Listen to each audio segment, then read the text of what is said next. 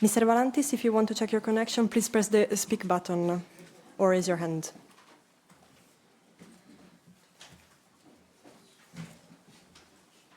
Yes.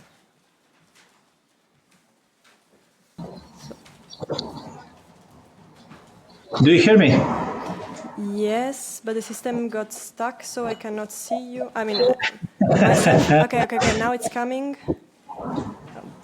We need to see you, so can you open your camera? Because I think it's open, but it's... Hello? No. Yeah, I just wondering where should I look towards the camera settings. I have the impression that you have something closing your camera, like physically closing your camera. I think it was working. Just a second. Like on the camera, if you could open. Okay. So yes, it was on the. Yes, perfect. Now we can see you. Yeah. Do you maybe have a headset with a microphone, with an external microphone?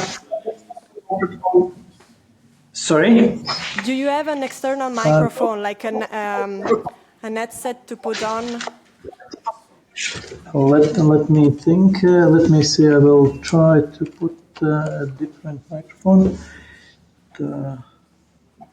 Do you hear me? Yes, I think it's better. Is this? Yeah. It's better?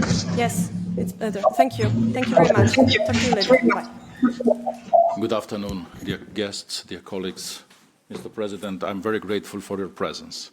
Our intention is to try to start a little bit earlier our talks with the new Commission representatives, with the new members of the Parliament, in order to try to propose which are the best and reasonable solutions for the construction sector. We are facing several structural challenges, and I will name only a few of them very concisely. It's about the economical uncertainty and also unpredictability. It's about the disruptions of the supply chains. It's about the labor shortage and the skill gaps. We have discussed about it a lot. We are facing environmental but also regulatory pressures which needs to be very rapidly addressed. We are also facing digital transformation and technical disruptions. And the last but not the least, we are facing rebalancing on the geopolitical terms. All of these are impacting and will impact the construction sector and also the construction ecosystem in Europe, and not only. From this perspective, we are trying to bring here at this dialogue the expertise of the European construction social partners, namely FIEC and FBWW, and also the representatives of the organized civil society dealing with specific areas of constructions. For instance, today we have a dedicated chapter to the housing element. But our intention is just to begin a dialogue in order to try to identify which will be the topics and the solutions to be discussed with the Commission. I'm grateful to the Commission representatives which are present here today. Thank you so much. And our intention is to bring in our House very soon, maybe in March next year, the new commissioners dealing with these topics in order to discuss the possible solutions. So we are at the beginning of this journey, and I'm very confident that our discussions will generate the beginning of the necessary solution.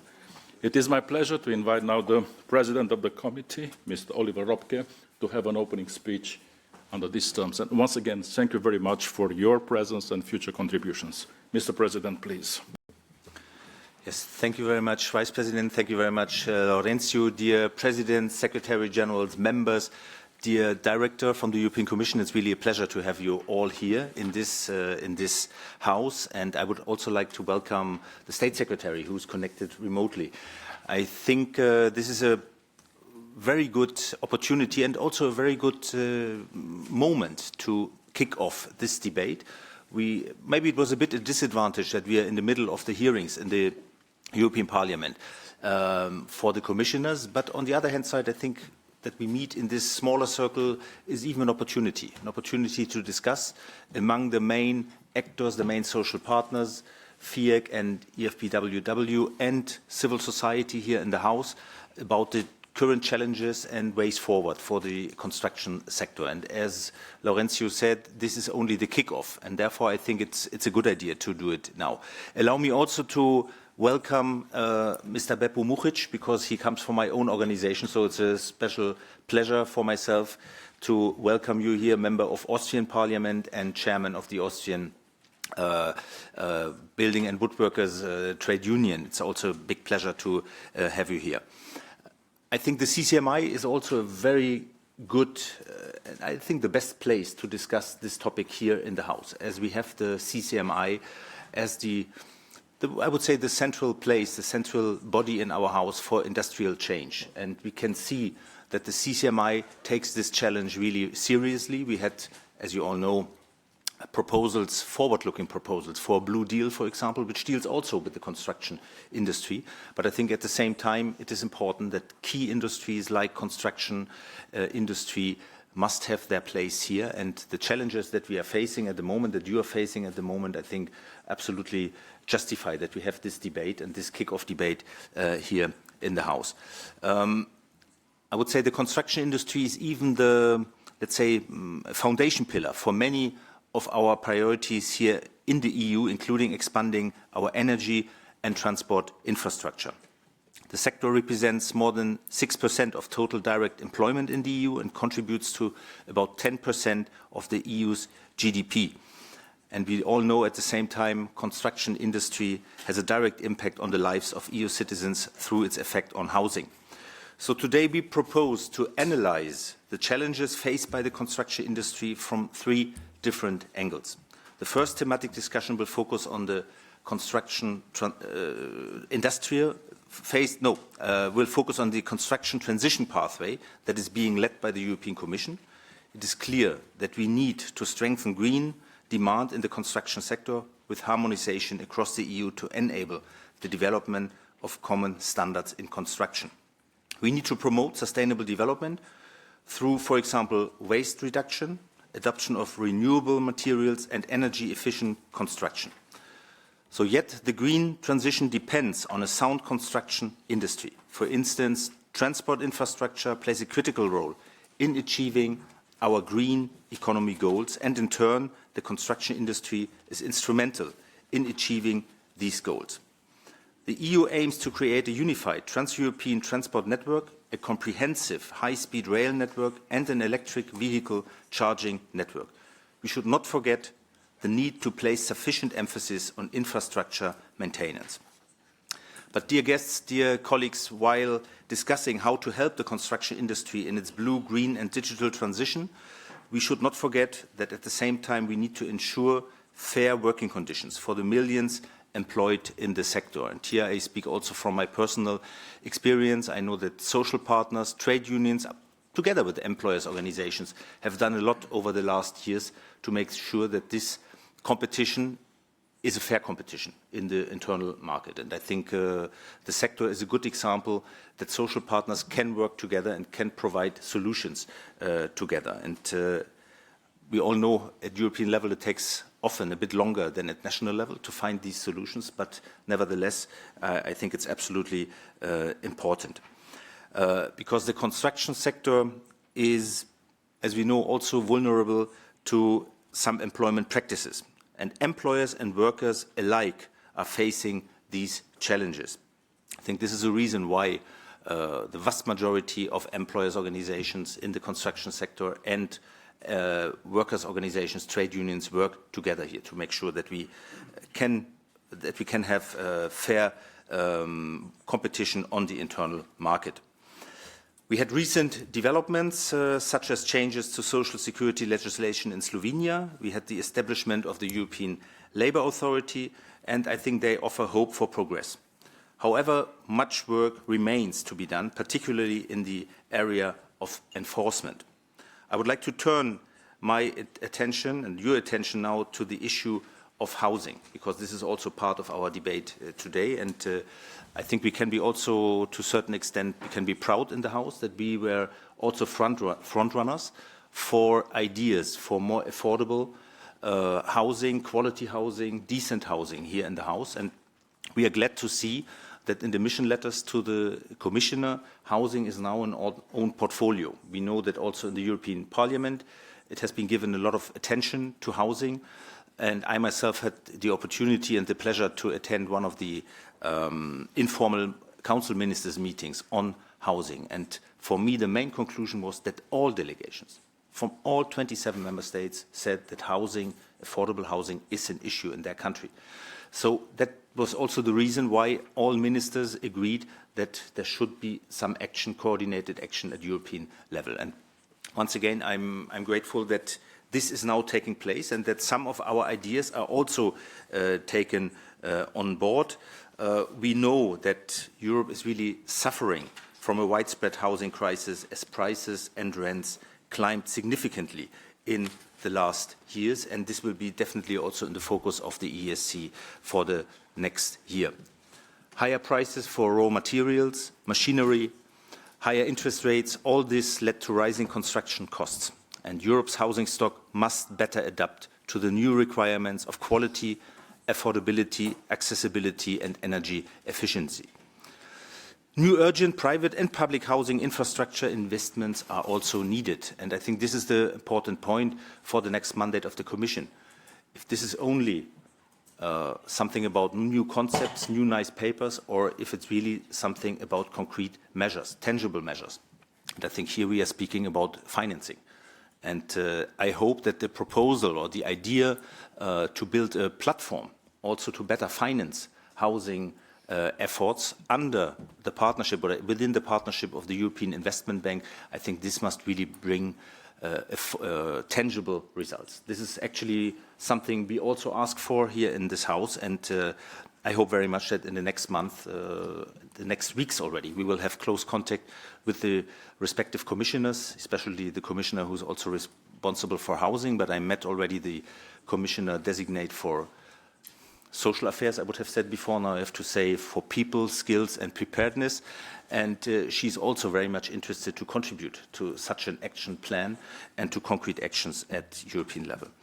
So dear colleagues, dear guests, I would like to underline the importance of supporting the construction industry as really as a strategic sector in the growth of the economy and job creation, stimulating regulatory improvements to reduce barriers to development and promote the sustainable transition, industrialization, digitalization, and also modernization of the sector. In this respect, once again, thank you very much for the great initiative for this kick-off meeting. Once again, warm welcome to all of you, and I really look forward to the debates and hopefully to tangible conclusions at the end. Thank you very much. Thank you very much indeed, Mr. President. Now we are going to proceed furthermore. We shall have an intervention from Latvia. We have the pleasure to have for 5 minutes the State Secretary at the Ministry of Economics from Latvia. Thank you very much, Ms. Mintovica, from this perspective. Mr. Valantis, you have the floor, please.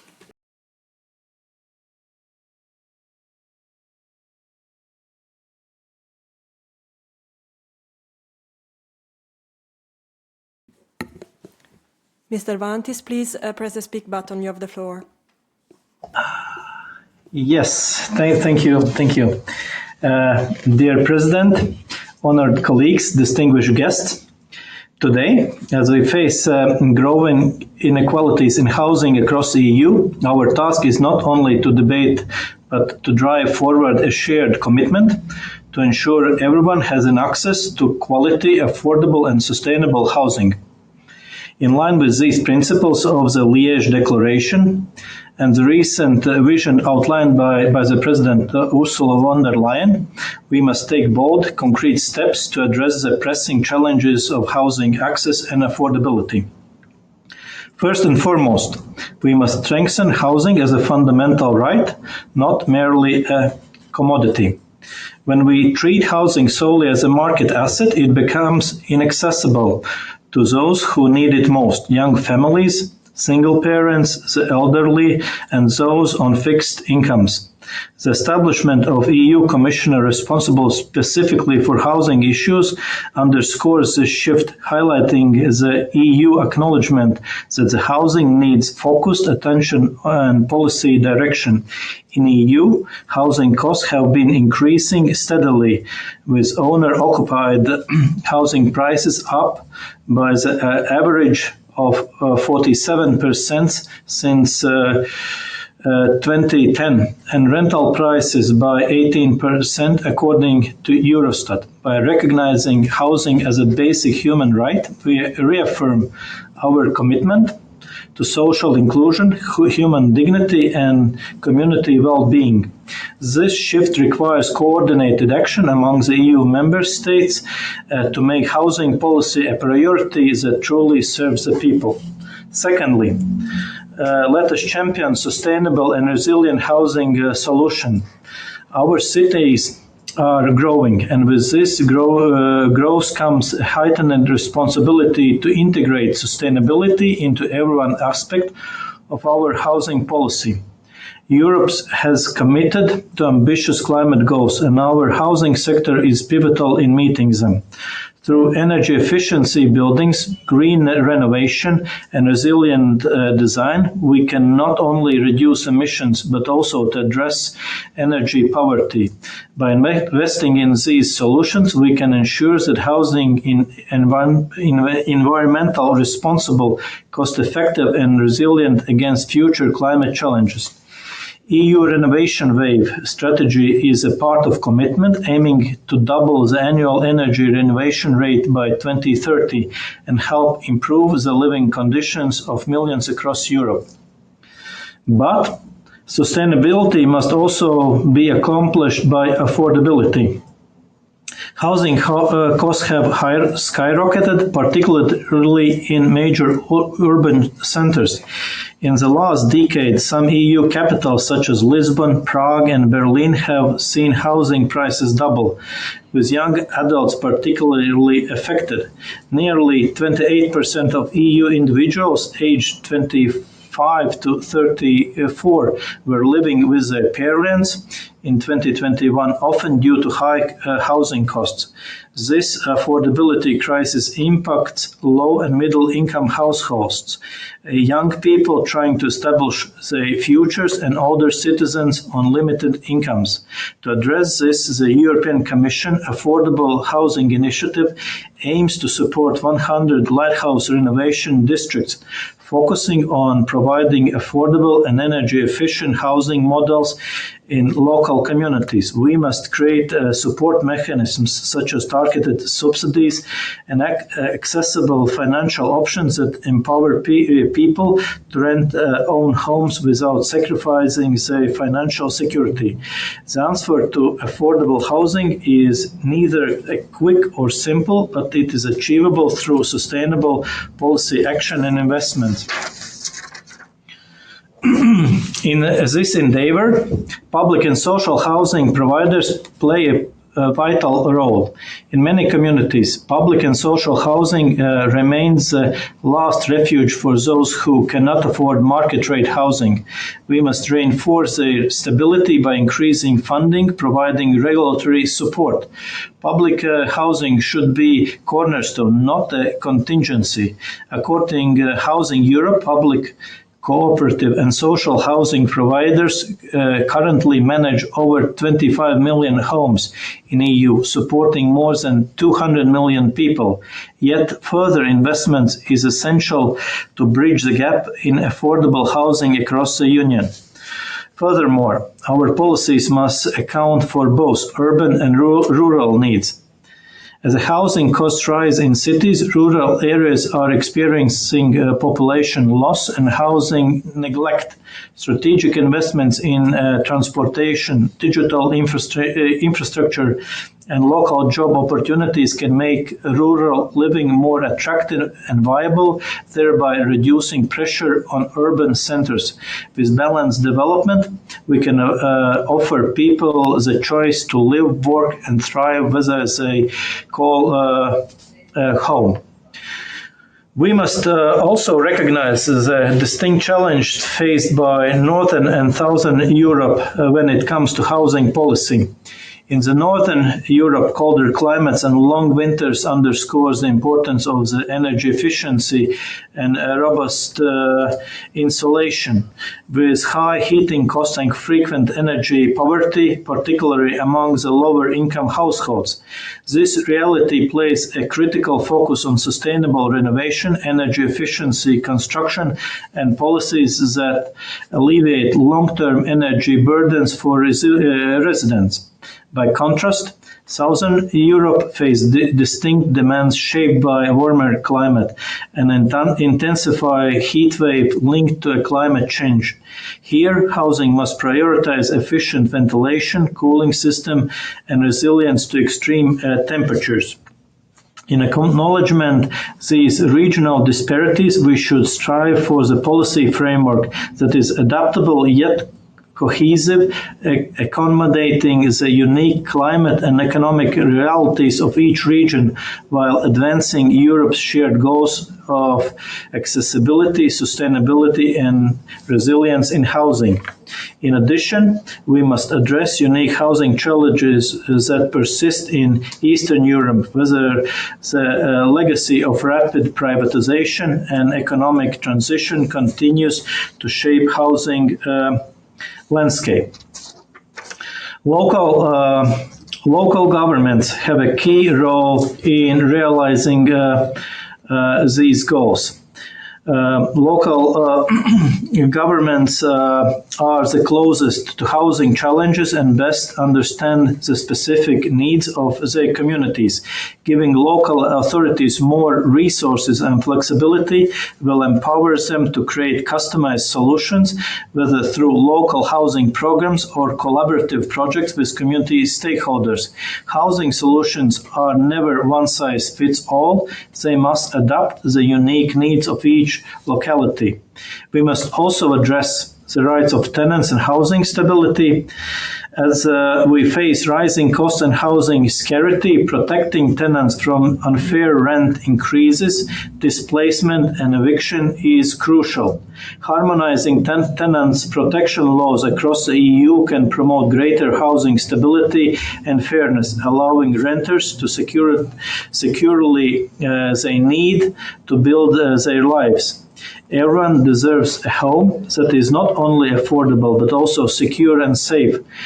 Housing Europe's recent report emphasized the need for tenant protection, as nearly 1/4 of EU households live in rental housing, where protection varies greatly across the member states.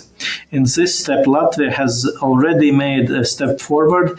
In 2021, Latvia adopted a new residential tenancy law aimed at balancing the needs of developers and tenants, a model other EU member states might consider as well. In support of Mr. State Secretary, can you please come to the end of the presentation, please? Yeah, thank you. Finally, we must view housing policy as a part of larger social and economic strategy. Housing cannot be isolated from other vital social policies like education, healthcare, employment. Housing security contributes to family stability, improves mental and physical health, and fosters a sense of community. In conclusion, the EU stands at a critical juncture in its housing policy. By committing to quality, affordability, and sustainable housing, we are not only addressing one of Europe's most pressing challenges, but also creating stronger and more inclusive communities for future generations. Let us work together to ensure that housing in Europe becomes not only more accessible, but also a true foundation for human dignity and social harmony. Thank you. Thank you very much indeed, Mr. State Secretary. Dear colleagues, my intention is to invite you to be very effective in our intervention in these panels which will follow. We have agreed to have 3 panels and with closing remarks, 4 chapters. And it is my pleasure to tell you that for the first panel, which is called State of Play on the Construction transition pathway, we shall have as a moderator Mr. Tom Deleu, the General Secretary of EFBWWW. The second panel will be chaired by Mr. Domenico Campogrande, which is a CCMI delegate and also the General Director of FIEC. And the panel is called Promoting Quality Jobs and Ensuring a Level Playing Field by Combating Fraudulent Practices and Unfair Competition. And the third chapter will be chaired by Ms. Bajba Miltovic as a 10th section president, and it is called European Strategy for Housing. The language regime you can see there on the wall. We can speak and listen to German, English, and Italian. I have the pleasure to invite Tom Deleu to open and chair the first panel. Thank you so much, please. Thank you, Aurel, and it's really an honor to be here indeed, also on behalf of the EFBWW in this very important house of the EESC.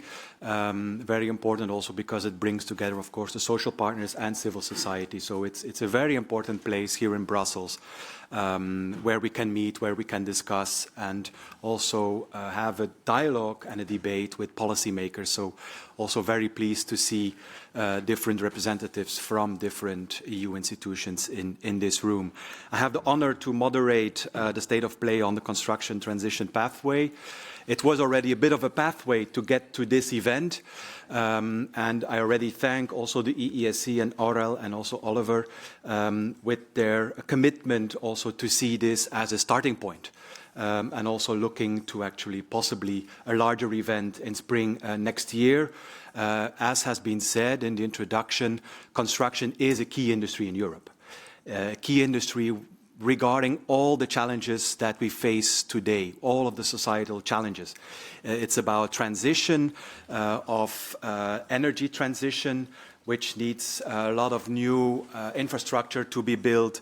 It's about buildings to be adapted to of course, having less energy consumption, so a lot of renovation works that needs to be done.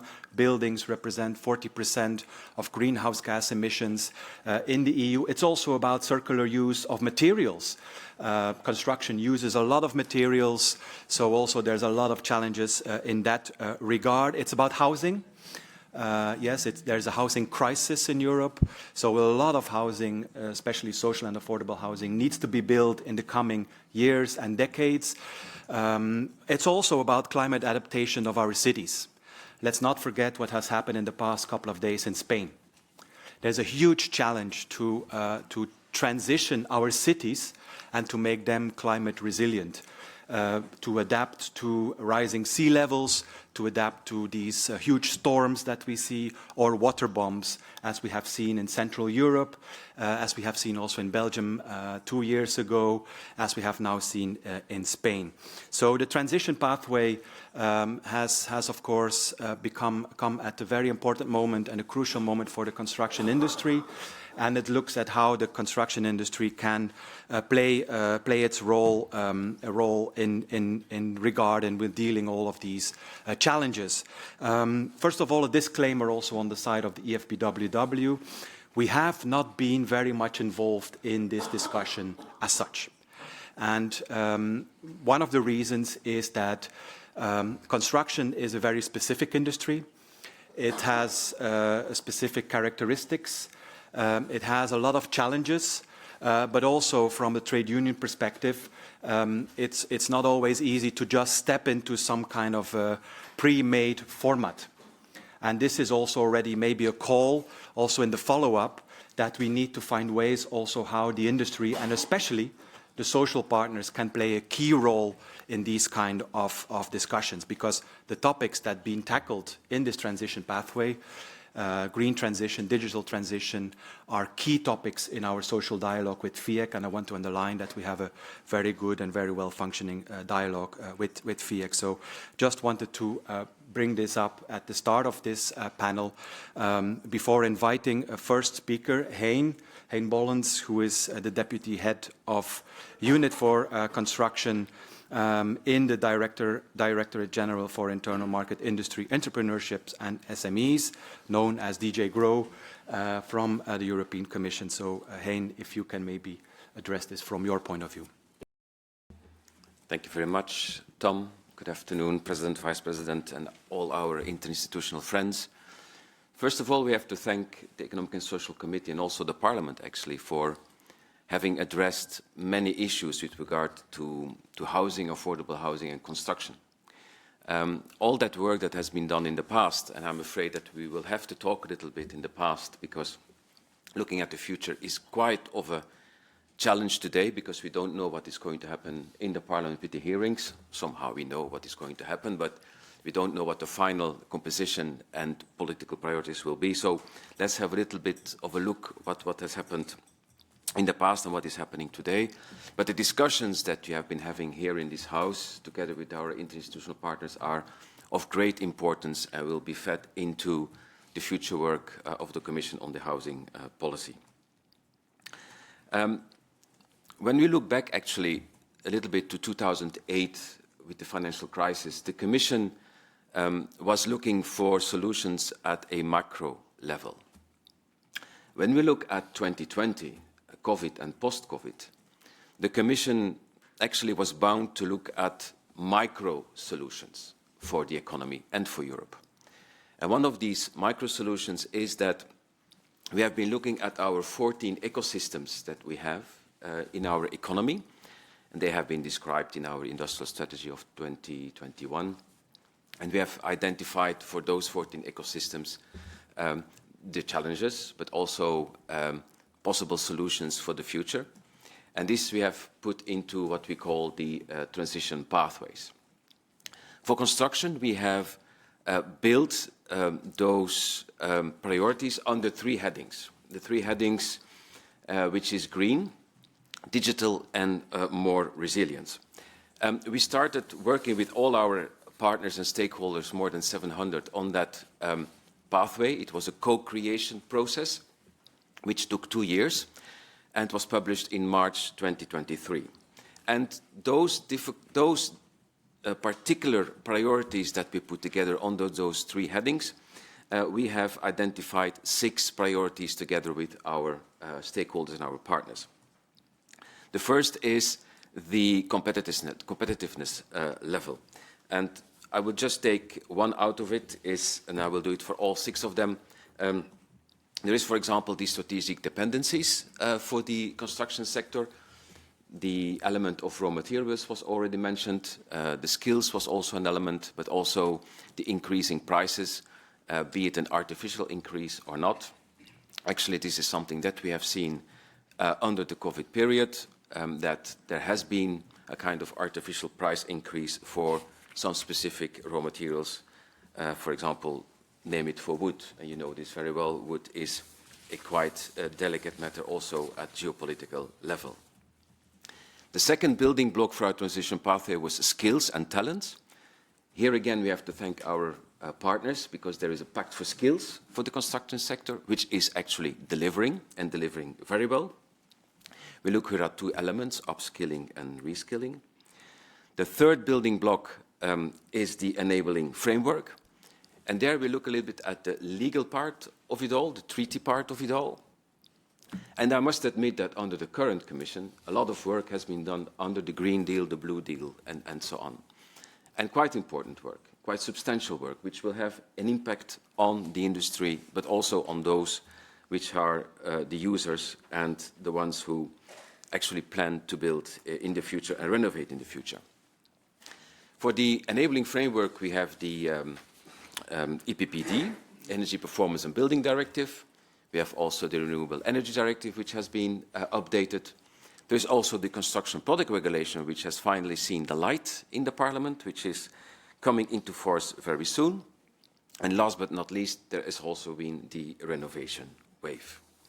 The fourth building block was research and innovation. Here, the President already mentioned standards.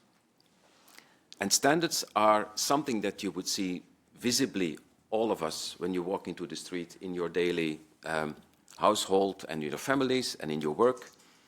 But there's one important component of standards, and that is all the work that is being done by our brains that we have in Europe, all our scientists and engineers. And this is all the work done on pre-normative level.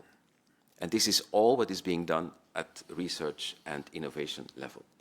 very often supported with EU funds.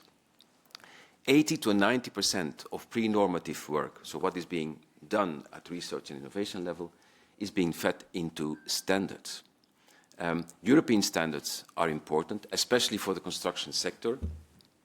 The construction sector has defined that in the construction product regulation that standards are again of a mandatory nature with regard to performance of those construction products.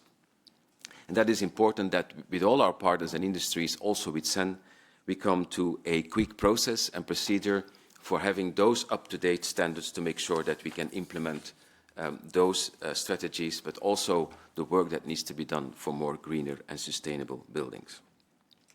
The fifth building block is financing and investment. Here I just would like to highlight the fact that in the Recovery and Resilience Facility, which was actually set up post-COVID, that about 30% that member states have offered to the Commission as a plan was linked to renovation and construction, about 30%.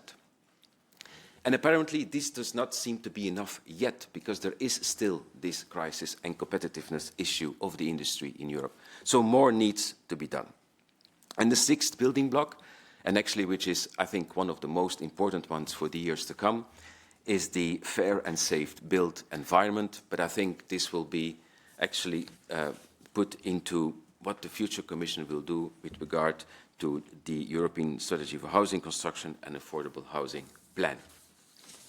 In my presentation here on screen, I've also, but I will not go into detail, there are also the annexes to the document in which everybody can see publicly available what is the state of play, what has been done, the different works, short-term, mid-term, long-term, what are also the national and industry commitments that we have seen following the transition pathway, which is promising. This is a work of a mid-term timeline. It's not on the short term. Some impacts will be seen in the mid-term and longer term, but it is important that all the work that has been done in the past, as I mentioned, by all our institutional friends, is being put into that new strategy that the Commission will put forward very soon. Thank you very much. Thank you, Hein. And as always, thank you, Hein, and as always, very interesting. We were very lucky to have Hein at our executive committee also 2 years ago, and bringing this story to our affiliates. And it really is important to see things indeed in a broader context, also a geopolitical context, as you also have mentioned. We go now to the next speaker, who is Trudy Higgins, and she is working for the Marine Environment and Clean Water Services as part of DG Environment from also the European Commission. Trudy, please. Thank you, and good afternoon. And I would like to thank for the invitation to this stakeholder roundtable. And I would particularly like to thank the EESC for their stellar work on the call for the EU Blue Deal, which is much appreciated. As many of you are aware, we are confronted now by a triple planetary crisis of climate change, biodiversity loss, and pollution. And this is rooted in unsustainable use of resources, with water resilience as a key challenge. We are struggling with increasing frequent and severe floods. And as we've seen in the last few days in Spain, with the tragic loss of life, destroyed livelihoods, homes, businesses, and infrastructure. And furthermore, unsustainable water management practices exacerbated by climate change is driving water scarcity across Europe. As water becomes scarcer, the risks of pollution are increasing and amplifying those threats to biodiversity, public health, and socio-economic stability. Water stress is affecting 20% of the European territory, 30% of the population annually, and this is aggravated by aging infrastructure, climate-induced variability in water availability, and pollution. And the World Meteorological Organization has said that the water cycle is broken and spinning out of balance. So we are already witnessing that broken water cycle in recent years, with headlines on water scarcity and droughts, and also the devastating storms and floods.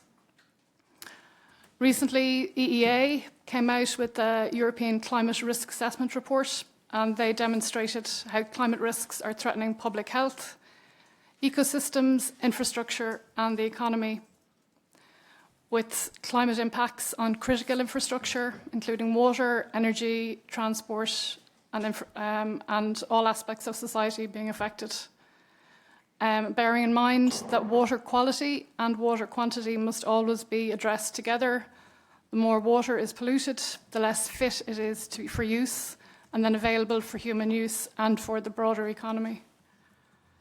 So, to be clear, the water crisis is not only a result of climate change. There's also been mismanagement due to a number of factors, including over-abstraction, inefficiencies in water use and low water reuse across sectors, pollution, limited application of fair water pricing and the polluter pays principle, a lack of awareness of water challenges, and insufficient investments. Water is a clear policy priority for the forthcoming Commission, as reflected in the nomination of a Commissioner for Environment, Water Resilience and a Competitive Circular Economy. And that mission complements the EU vision for 2050 for water resilience, as endorsed in 2023 at the EU Water Conference. So what is now needed is a holistic, multi-annual, multi-level, sectoral plan for a transition pathway to a water-resilient Europe by 2050 to reach 3 objectives: restoring and protecting the broken water cycle, ensuring clean and affordable water and sanitation for all, and promoting a systemic approach to water-smart economy and a competitive EU water industry. The forthcoming water resilience strategy is to address water efficiency, scarcity, pollution and water-related risks. The strategy should enhance competitiveness and innovation for Europe's water industry, supporting the development of clean tech, and taking a circular economy approach with proposals to digitise water management, water cycles and water utilities. The construction industry plays an important role for water resilience. And water resilience is a lever for competitiveness of industry, energy, agriculture and transport. We need all economic sectors to become water smart, and all water sectors need to make better internalise water efficiency as they already internalise energy efficiency. So we need European players to scale up for circularity, supporting a competitive edge at a global scale. And recent deliverables under the EU Green Deal already provide opportunities for implementation of water-resilient infrastructure. Delivering high-quality drinking water and treating urban wastewaters will require significant investments for the foreseeable future. For instance, under the recast Drinking Water Directive, water efficiency is targeted with leakage reduction obligations, which will lead to leakage measures including renewals, replacement and construction of new infrastructure, and a broader adoption of digital and smart tools to support this. Water reuse, under water reuse regulation and recast wastewater treatment will support scaling up of circularity with broad opportunities for water reuse and also for nutrient recovery. And the new recast Urban Wastewater Treatment Directive will require considerable infrastructure investments for smaller agglomerations, but also more advanced treatment for existing larger treatment plants, moving towards energy neutrality. Climate-resistant cities are to be supported by new requirements for integrated wastewater management planning. Measures to be put in place will follow a hierarchy, starting with preventative measures, green and blue infrastructure, reducing pollution and limiting impermeable areas. Secondly, better management and optimisation of existing infrastructure. And lastly, additional grey infrastructure can be considered in these urban areas. So all of these requirements can open up new markets and innovation possibilities in the construction and management of water infrastructure. So I'd just like to thank you for your attention. And I believe that the European construction industry is very well placed for a leading role both within the EU and internationally. Thank you very much. Thank you, Trudy. And we, of course, like to hear that the construction industry is well placed to deal with all of these challenges. Next on, we have Lukáš Rimars. I hope I pronounce your name correctly. Lukáš is here on behalf of the Ministry of Economic Development and Technology of the Republic of Poland, and on behalf, in that sense, also, of course, the rotating presidency of the Council of the EU. Lukáš, please. Thank you. It was quite near, so no problem. Thank you for the invitation. As a future rotating presidency of the Council of the Europe, we must thank all the presidency that was before us, because they create the tools needed in the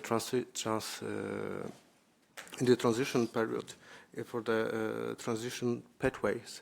As it was mentioned in the earlier presentation, the CPR or EPBD are only the tools that gonna create, properly used, gonna create a digital and green construction business. So, as the future presidency, we hope to help the Commission with the work of with the implementation of the mentioned acts, because as we know, in that acts there is also needed to create standards, to establish standards, to create all the delegated and implementing acts. It must be done with the experts of the member states. We also plan to host a conference about the renovation wave in Poland in the May, because we must understand the main obstacles with the transition pathways for the construction. There is need to reuse the existing urban structure and existing buildings, because without it, we're gonna follow in the use of the green technologies. So, nevertheless, but we must to consider the implementing all the tools that are digital, or there are innovative products, construction products, and in that manner we must aid all the firms, all the actors in the field of construction. For example, there is in Polish cemetery, they are planning to create a green cement and to facilitate the carbon capture and storage project. And it will be beneficial for the whole Europe, but we must not forget that it only be economically feasible with the, for example, CBAM, with the proper use of the CBAM.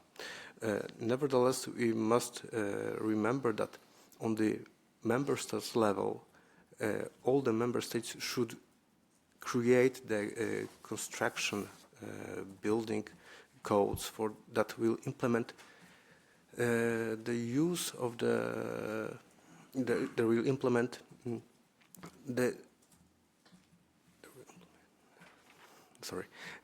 implement the proper techniques and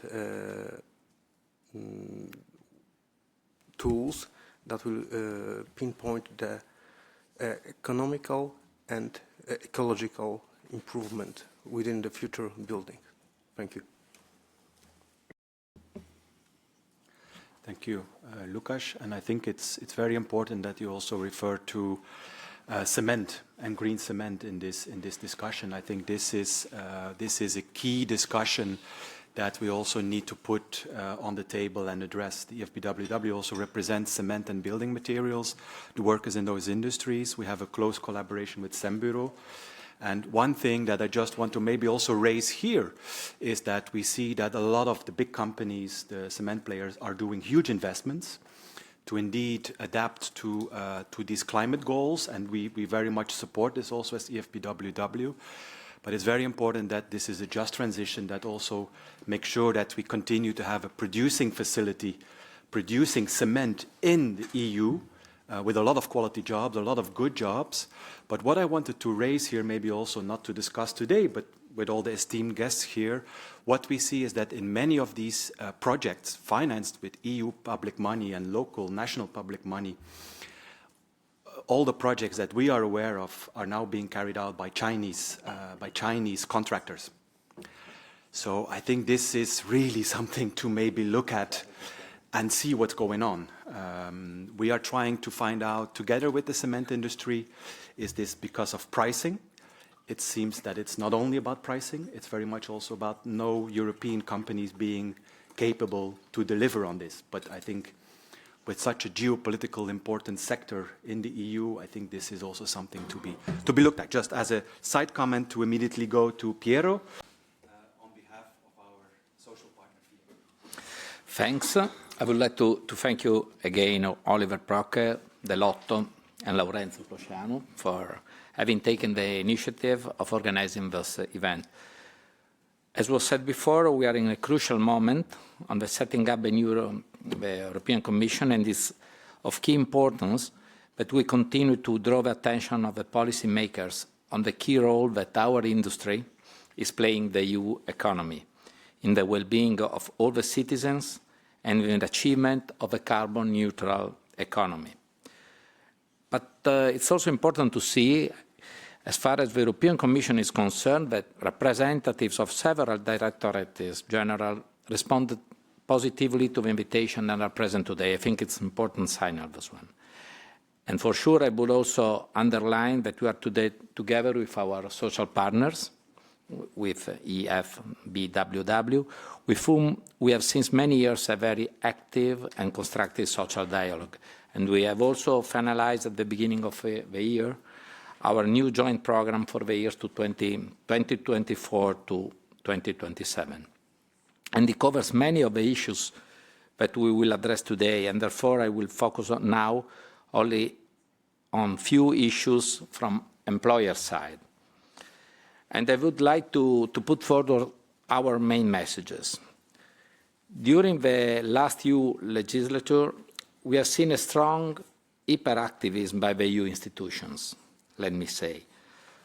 Furthermore, as industry representative, we have not been so successful in counterbalancing some other lobby groups. The final result is a multitude of legislation, sometimes overlapping each other, sometimes setting new obstacles in the achievement of main goals, and not also always taking into account the reality on the field. Don't misunderstand me. It was important to define a common framework, and we are probably one of a few sectors recognizing the huge opportunities that the Green Deal is providing us. But in the end, we don't need a framework that is only nice on paper. We need a framework that can be implemented with ambitions, but also in a realistic manner. A framework that stimulates our economies, not one that is hindering them. And for this reason, my first request to the new Commission is to focus now on the implementation, to set up an adequate monitoring mechanism and tools, and do not hesitate to revise and adapt what we have, whenever necessary and in close cooperation with us. And we think that this is one of the main messages highlighted in the Draghi report, together with the need of an administrative simplification. This is a very important thing from our side. And also, talking as company owner, I know perfectly that if I don't start today to integrate sustainability in the structure of my company and in the process of my job site, I will be rapidly out of the market. But to do so, I need to plan my investment. I need to choose the machines, the new equipment, which products and with which suppliers I have to work. But for this, I need a stable framework. Remembering that the large majority of our companies are SMEs, I also need a framework that doesn't put on my shoulders as much reporting effort that I am confronted with today. When we mention these problems, sometimes officials from the EU institution tell us, you should not worry. These reporting obligations are mainly for the big companies, not for the SMEs. But this is not true, because if, as an SME, I want to work with as a subcontractor for the large companies, she for sure will ask me to fulfill the same kind of obligations. This is, from our point of view, crucial if we want to accelerate the implementation of a transition pathway. And then I would like to mention also the challenge related with financing. Green and clean products today are more expensive than traditional ones, and machinery tools. We have to be very clear on this. And it's therefore obvious that our green final product, whatever is an house or an infrastructure, will be in the end more costly than a traditional one. We therefore have to find ways of reducing and even inverting the gap between the traditional solution and the sustainability ones. In the last weeks, we hear a lot about off-site construction, modular constructions, as a means for increasing our productivity and thereby reducing our costs. This is certainly one possible solution to explore, but it's not a magic solution. We have to address the issue of the cost and financing from many perspectives. We know perfectly that public money will not be enough, and we therefore have to find ways to leverage private investment as well in combination with the public. But remember, the cost problem is one of the main inside the transition pathway, according to our opinion. Another concern is the integration of the recycled materials or the reused one, because it takes time to create a culture of to accept those kind of products and materials. And thus is related both with private and public. If you tell to one private, for example, that you can build his house with brand new products or recycled ones, for sure he will choose the new one because it's a culture problem at this moment. And therefore, we think that we need to take the opportunity of announce the revision of the public procurement directives to address this kind of issue, because we think that it's very important if we will be able to start from the public tenders in order to introduce the new culture of the recycled materials, paying for them, and hoping that day by day we will increase the part of this kind of reused materials. Then, for sure, there are other challenges, but, for example, related with labor shortages, skill gaps, that is not in this table, but in other sections. So I would just point these two main points from our side. Thanks. Thank you, Piero. With this, we come to the end of the speakers. I'm looking at Laurenzio. I was briefed that we have a bit of time for a Q&A, 10 minutes? Yes? So I see Christian. I see other people who want to intervene. Christian, if you can keep it short, and then we can have some. Thank you very much.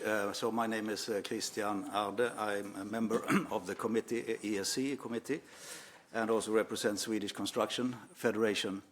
I would like to connect to what was said specifically from the European Commission here, DG GROW, about the enabling framework. And I would like to add one very concrete issue here, and that is about the better possibilities or improving the possibilities for land use. I mean, the land use for construction, for infrastructure, for industrial projects, which is all is interlinked. And of course, decisions are subject to legislation, to regulations that could be national, local, but also now more and more European legislation.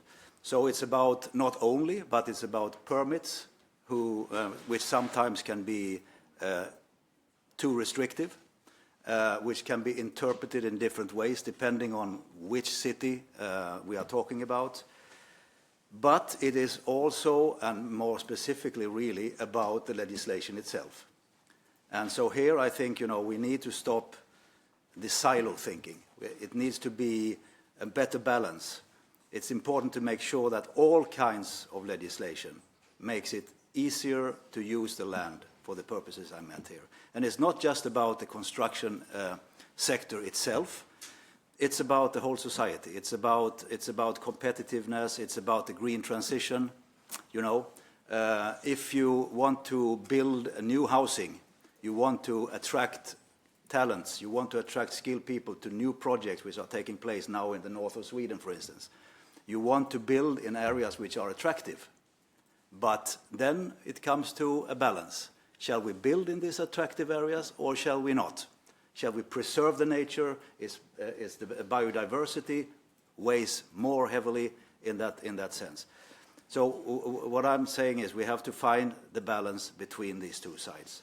And a tool that has to be maybe better developed is the competitiveness check that is now introduced in all kinds of new proposals for legislation by the European Commission, to really use this tool to make this balance and look what you can do in order to improve the situation for the construction sector, which is of importance for the whole society, actually. Thank you very much. Thank you. I see also Baiba. If there is somebody else, and please keep your questions short before we hand over back to the panel for answers. Baiba. Thank you, dear moderator. Indeed, the issue about construction, housing, renovation wave, all these are not very new topics. So it's circulating in EU agenda for some time. I remember 5 years ago we were also discussing in a bit different panel, but also the construction challenges. My question is about renovation wave in European Union, because the average rate is, if I'm mistaken, please correct me, around 2%. Deep renovation is even less. And these numbers were not changing in the last 5 years. So they are still there, despite we have cohesion funding, despite municipalities have great support from national funding and different policy areas. So what should be changed in your view, and probably also for the upcoming presidency country, Polish presidency, I would also need to ask, because you're organizing the conference on this topic. So what should be changed not to have the same development trends for the next 5 years, and after 5 years we would end up with the same discussion? So. Thank you. And maybe Domenico as the last one. Thank you. I have a question for Hein Bollens. And I know, Hein, that you cannot really speak for the future and what the next commission, new commission will put in place. But you mentioned rightly that the exercise of preparing, elaborating the transition pathway has been a long exercise, close cooperation between your services and the stakeholders in the industry. So what would be the plans now for the monitoring, the implementation? We heard the implementation is really important and companies will have to do it, but it's also important to be able to monitor the progresses that are made. So how are you planning to do this from the construction unit perspective? Thank you. Hein, you had 2 questions addressed to you, one on land use and then one on the monitoring of the implementation of the transition pathways. And then the question on renovation wave, I would address maybe to Lukáš, but I will also look at the other members of the panel if they want to, of course, add something. But first, Hein. Thank you very much. The land use is indeed an important aspect, but that is also linked to urban planning, actually, at local level. And my colleague has already said it, the terrible situation that we have seen in Spain and is still ongoing is possibly also an effect of urban planning to be checked and also actually in the future to be looked at. Now, with this, as you said, permitting is an issue, and we know that this is an issue, but this is still linked to a national competence. Now, our colleagues dealing with the EPPD, but also with the Renewable Energy Directive, have also been looking at ways how to possibly force national competences in the building codes, and they have been able to do so. I think here there is an opening for the future that as an EU, as a Commission, we should be looking at possible ways how to help member states to have a more harmonized approach when it comes to the permitting issues, which take, of course, very long. And then if you speak about it takes very long, then I come back to the last question with regard to the renovation wave and what has happened there. Everything takes a very long time. And actually, we have been drastically delayed by the COVID period as well. And therefore, many member states have put forward in their recovery and resilience facilities 30% of the budget allocated to renovation and construction. Now, I fully agree with you that we should not have silo thinking. I also agree with Mr. Petruccio that you need to have a stable legal framework. The Green Deal is there. We're looking at coherent measures. The next Commissioner will indeed be looking at a competitiveness angle with regard to the Green Deal initiatives. But of course, that stability will possibly also lead to a more stable private investment helped by the European Investment Bank. With regard to the question of FIEC, of Domenico, with regard to the monitoring of the transition pathway, it will be a natural process. It will be a natural process which will come along with the housing strategy which will be put forward by the Commission in due time, once the Commission is confirmed by the Energy and Housing Commissioner. The work that has been done in the past and also by our interinstitutional friends and partners is very important, as I said at the start. It will feed into that housing strategy. As you know it, we look very closely with our stakeholders and with the high-level forum of construction, how the different elements can be implemented and are implemented by those who made those commitments in the transition pathway. But of course, this is a very voluntary exercise. It has been a co-creation exercise, and it must remain like this. That also means if there are evolutions in the market, be it positive or negative, things can, of course, be modified. The most important thing is, as mentioned before, we should be looking at competitiveness testing, proofing, before new proposals come to the market. Thank you.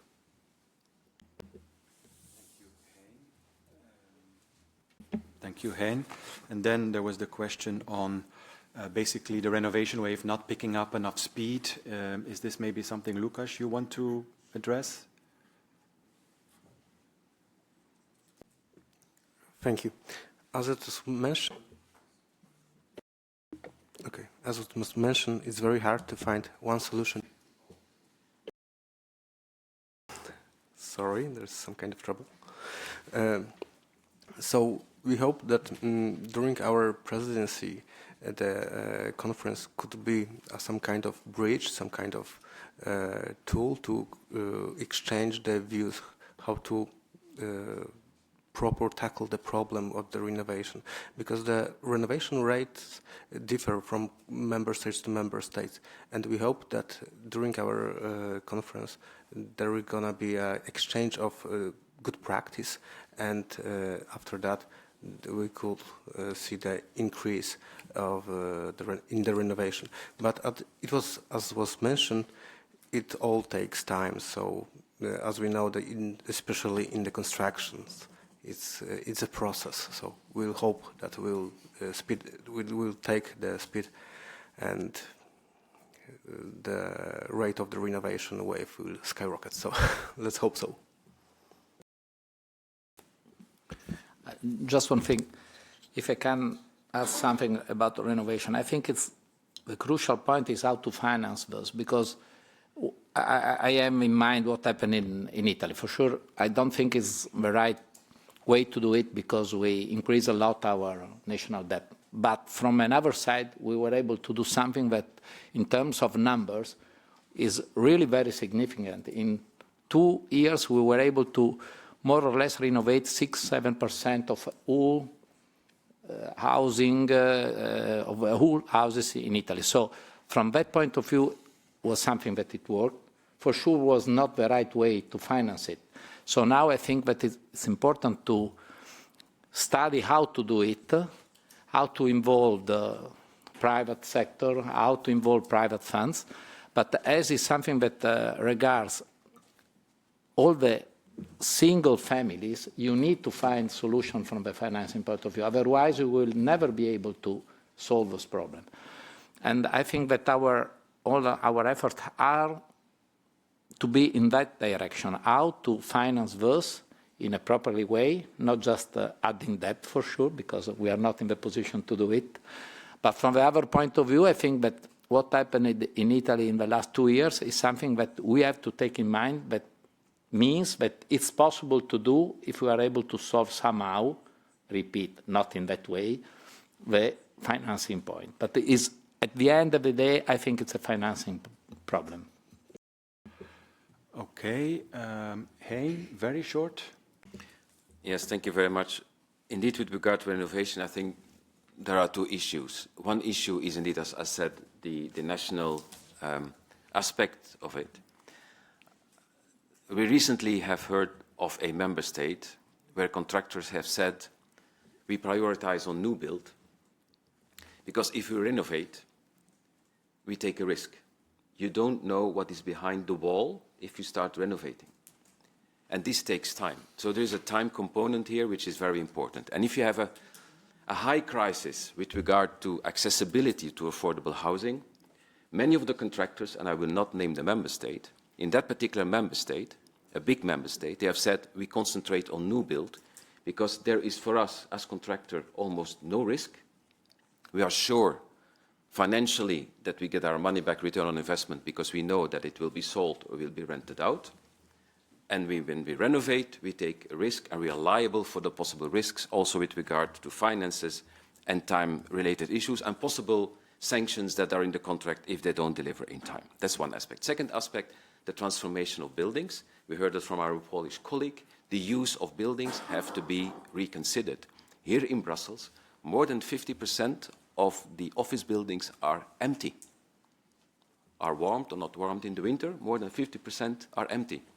So look at that aspect of the transformation of buildings in cities, which is part of urban planning. I mean, there are so many options and possibilities which are still there, but for the moment, they are subject to speculation of private owners.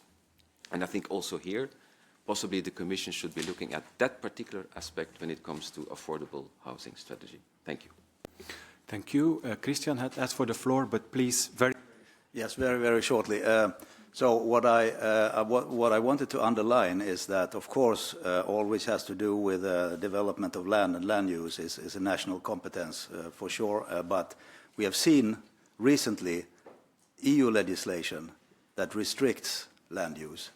And I don't know if you want to comment on that, but we have the Nature Restoration Regulation, we have the Soil Monitoring Act, and so on and so forth. So there is a European dimension on this, and it must also be tested so we get balance in the legislation already from the proposal, already from the Commission proposal. Thank you. With this, I will conclude the panel, and maybe just a final comment, if you allow me, as the moderator of this panel. Part of the transition pathway is also the discussion about resilience. And what I want to underline maybe from our side is that for us, construction as a resilient industry means an industry based on strong social dialogue. has also been mentioned by Piero. We have a long tradition of good and very constructive social dialogue in construction on European level, on national level. We have a tradition of strong paritarian institutions who play a key role also in the green transition, also when it comes to skills. So I would like also to invite the Commission to make use of this. As the FBWW, we don't like to be called stakeholder. We are a social partner, and we invite the Commission really to use us and use the social dialogue, sectoral social dialogue committees, and put these topics on the agenda. As Piero rightfully mentioned, they are very important in our joint work program, and we will work on this together in the coming years. A resilient industry is also an industry based on fair competition. And that means also the topic, and that's maybe the link to the next panel, that means also the link with good jobs, with quality jobs. And if you allow me, what we read in the transition pathways, how cross-border mobility seems to be the magic solution to all of the problems facing where construction is faced with labor shortages and so on, allow me to say that we very much disagree with this. We are very much, of course, in favor of fair mobility, of fair posting, meaning posting carried out by genuine construction companies. And we should really address the issue of the business model where intermediaries take over the whole posting in construction. This is putting very, very a bad light on the construction sector and on mobility. But maybe also allowing us to, and Piero has quoted Draghi or made a reference to Draghi. I would like to make a reference to Letta, also an Italian former prime minister who has put forward the idea of the right to stay. And this has also been picked up by Mrs. von der Leyen in her political guidelines. Construction is by definition a local industry. A building is made locally, of course with a very mobile workforce, but the construction industry is a key industry that can provide good jobs, quality jobs to young people, to also women, also foreign labor and so on, but through a direct job. So I would like to conclude this panel with this, and thanking all the speakers, of course. Thank you very much indeed, Tom, for this professional management of this panel. And I have to emphasize, despite the diplomatic words in the very beginning, there are truly very specific requests to be taken into on board. It's about implementation, it's about consultations before the regulations are made, and some requests in terms of being open for updating some European regulation in the near future, involving also the social partner in advance for these updates. Once again, thank you so much, Tom. We shall continue with the second panel, which is called Promoting Quality Jobs and Ensuring a Level Playing Field by Combating Fraudulent Practices and Unfair Competition.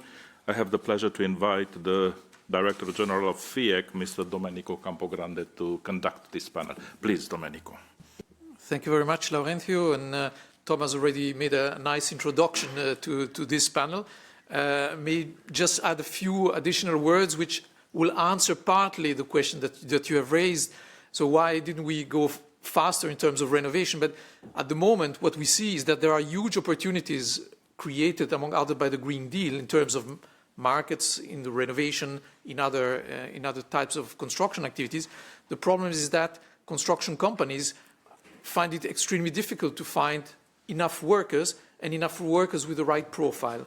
So this is part of the answer, and answer problem of capacity of the sector. And it comes, among others, about the bad image that construction sector still has today.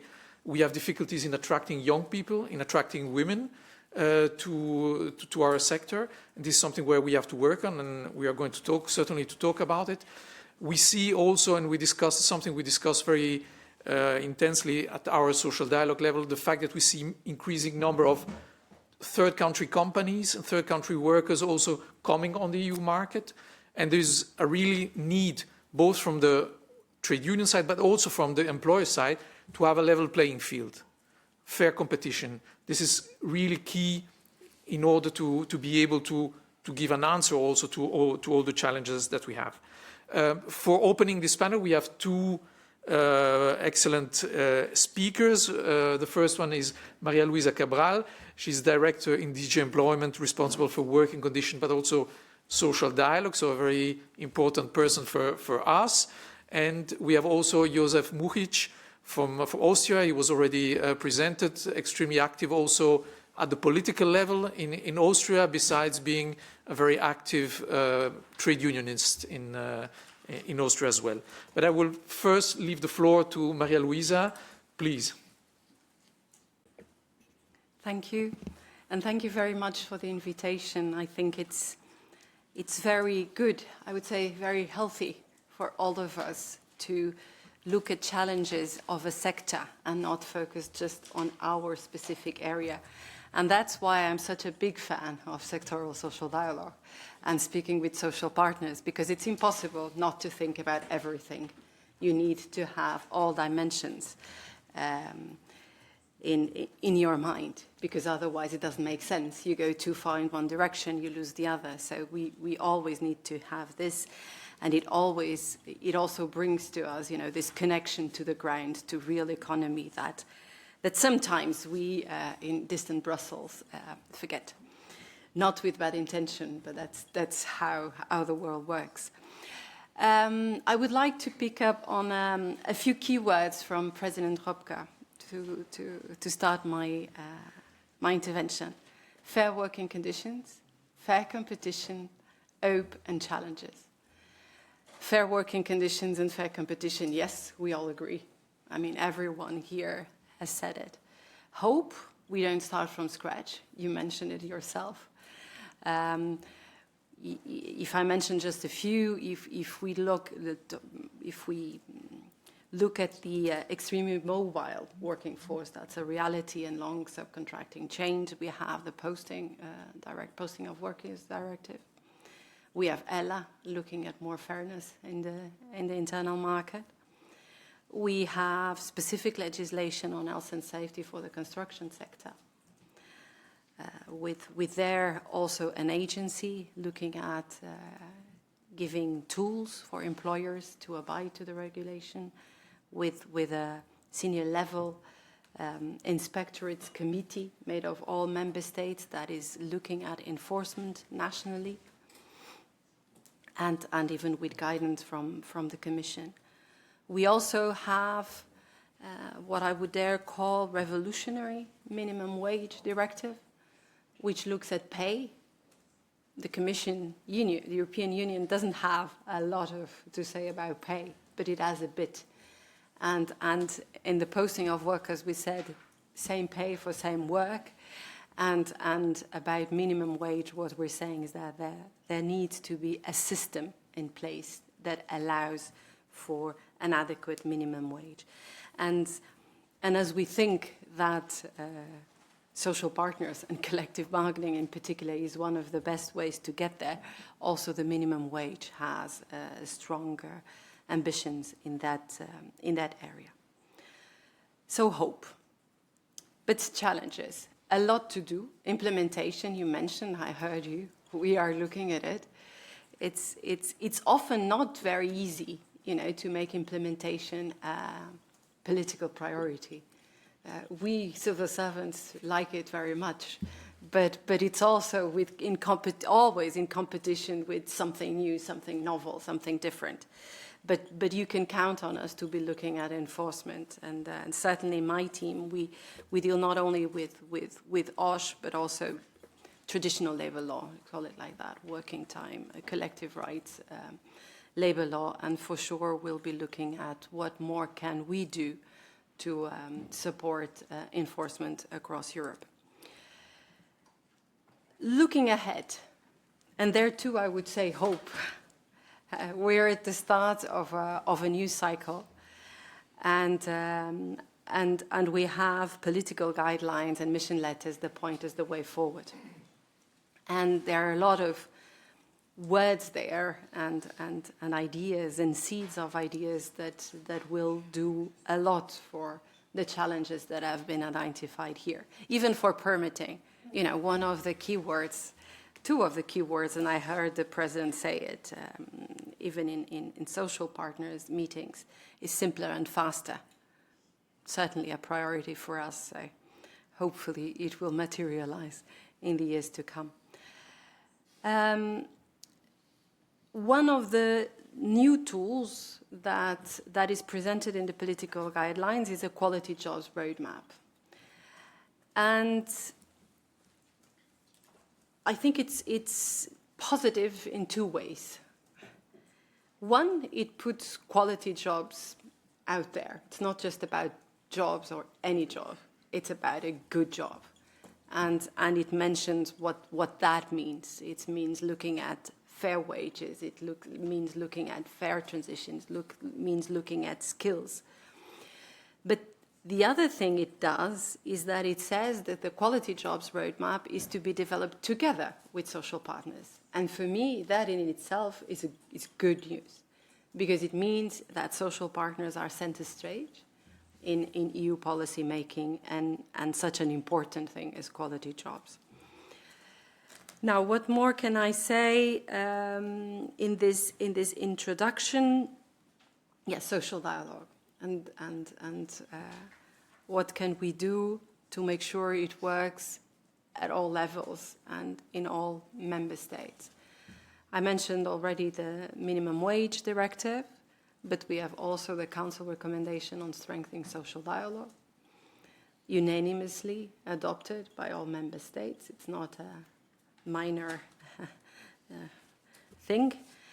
We will be looking at enforcement there. You can count on us. But also support to sectoral social dialogues like the one you have. Yours is one of the oldest one. And that means not only allowing that you meet, but also funding projects and joint projects, and you have quite a few. And we plan to continue that. And we hope that in early 2025, we will be able to have, together with social partners, the European Pact for Social Dialogue. That is also mentioned in the political guidelines. So I think I would stop here. And of course, very happy then to take any question that you may have. Thank you. Thank you very much for these words. And now, Mr. Josef Mujic. Ja, vielen Dank für die Einladung nach Brüssel, Herr Präsident, Herr Vizepräsident. Ich bin sehr gerne gekommen, weil ich versuche jetzt in den nächsten 5 Minuten 8 Beispiele zu bringen, wo ich glaube, dass es wichtig ist, einen sozialen Dialog vertieft für die Zukunft zu führen. Die Bauwirtschaft wird noch nicht im Klimawandel als nachhaltig in der Bevölkerung wahrgenommen. Und die Bauwirtschaft in Europa wird, glaube ich, auch nicht als sehr fair, was die Arbeitsbedingungen und den fairen Wettbewerb betrifft, in der Bevölkerung wahrgenommen. Und es ist vieles gemacht worden. Die Frau Direktorin hat das angesprochen. In der Theorie ist wirklich, vor allem in den letzten 5 Jahren, einiges gelungen. In der Praxis sind wir noch nicht gut unterwegs. 8 Überschriften, die ich versuche jetzt in den nächsten 4 Minuten unterzubringen. Lohn- und Sozialdumping. Wir dürfen nicht zulassen, dass unlauterer Wettbewerb in Europa Platz hat. Und es waren letztendlich wir als Gewerkschaft, die den slowenischen Entsendebonus zu Fall gebracht haben, wo ein Mitgliedsland auf nationaler Ebene vergünstigte Sozialversicherungsbeiträge beschlossen hat, nur bei entsendenden Arbeitnehmern. Und es gibt weitere Verdachtsfälle aus Bulgarien und aus Kroatien, wo wir bitte gemeinsam diese Dinge nachgehen müssen, um sie abzustellen. Punkt 2. Diese betrügerischen Praktiken bei den sogenannten dubiosen Angeboten bei Einpersonenunternehmen.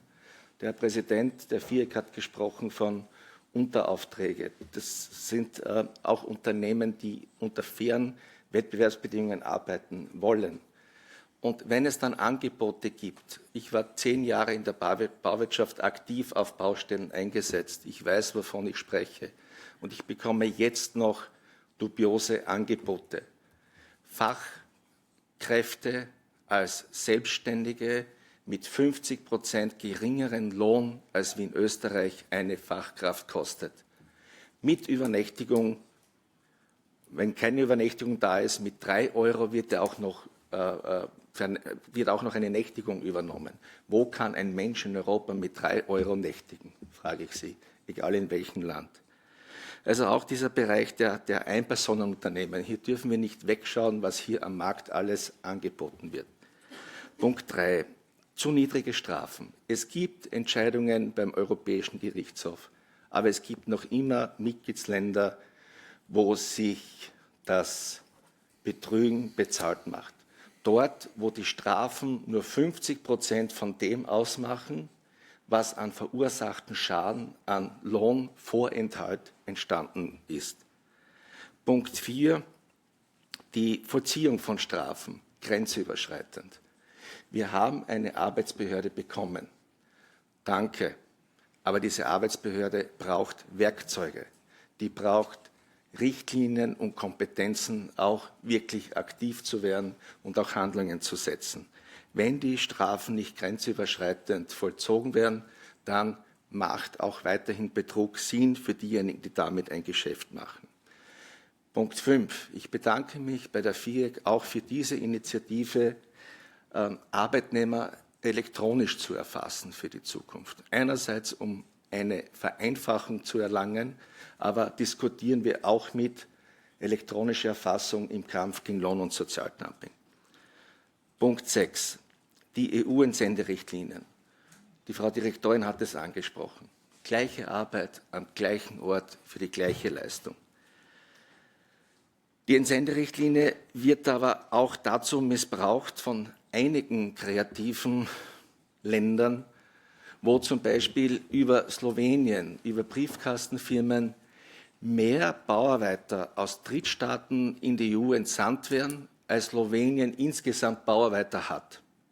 Hier werden Arbeiter aus Drittstaaten angemeldet und am gleichen Tag nach Europa entsandt.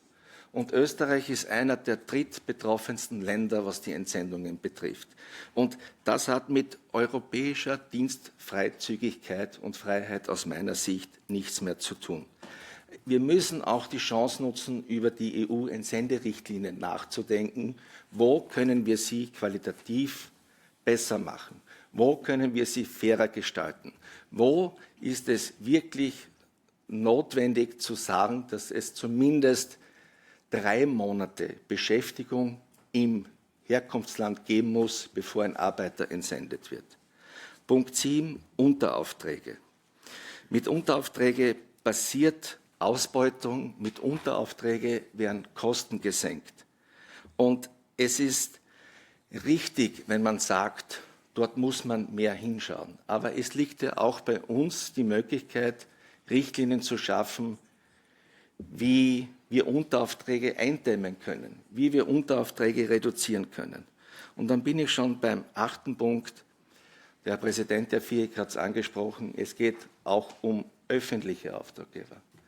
Und es liegt auch an der Europäischen Union, darüber nachzudenken, mit der ganzen Debatte der Finanzierung. Nachhaltigkeit kostet Geld. Faire Auftragsvergaben kosten Geld. Aber die Gelder bleiben regional in unserem Europa. Und es ist auch notwendig, über öffentliche Ausschreibungen Rahmenbedingungen zu schaffen, dass diese öffentlichen Ausschreibungen, die Vergabe von Aufträgen nur jene Unternehmen in Europa bekommen, die auch ganz klar gewährleisten, nicht gegen Gesetze verstoßen zu haben und dementsprechend richtige Löhne eingehalten zu haben. Und das wäre meine Anregung für die Zukunft, für diesen sozialen Dialog. Und der Herr Vizepräsident hat gesagt, es ist ein Startschuss. Ich habe heute am Flughafen gesehen, gestern war der Marathon in Brüssel. Faire Arbeitsbedingungen, fairer Wettbewerb, das ist ein Marathon. Wir stehen jetzt am 4. November, gestern war der Startschuss. Schauen wir, dass wir einen guten Start haben für die nächsten 5 Jahre. Dass wir in 5 Jahren nicht wieder hier sitzen und zu sagen, was hätten wir besser machen können. Und für diesen Dialog sind wir als europäische Gewerkschaften bereit. Hier stehen wir zur Verfügung. Und ich bin jetzt nicht nur Gewerkschafter, ich bin auch Sozialpartner. Und ich lebe diese Sozialpartnerschaft, glaube ich, sehr, sehr stark auch in Österreich. Und nur mit einer starken Sozialpartnerschaft, mit starken Arbeitgeberverbänden und starken Gewerkschaften ist es möglich, in Europa diesen sozialen Dialog weiter fortzusetzen und auch fairer zu gestalten. Dankeschön. Thank you very much. I know we have a few minutes for also the audience, but as I am the moderator, I would like to ask one short question to Maria-Luisa and one short question to Joseph. Maria-Luisa, at the social dialogue level, we work a lot on to fight combating fraudulent practices. We are working on some tools, measures, instruments like the social ID cards to be used on construction work site. But when we have discussions with the Commission, I'm talking Commission in general, you know that there are several departments in the Commission, sometimes with different views, also different approaches. And on one side, we sometimes hear a lot of support for this. And on the other side, we hear, oh, but there is the internal market, we have to open everything. And some of these measures are seen as obstacles, not as tools for setting a nice and proper functioning of the sector. So how could we find this right balance between right level of enforcing or regulating regulatory instruments, tools to fight against fraudulent practice, but at the same time allowing this mobility and the free provision of services on the internal market? So I think it's difficult to reply in general because it always depends on the case. It was possible with the Posting of Workers Directive to do something. So I think it depends on finding the right thing to do and to speak, to find an interlocutor that will push it through.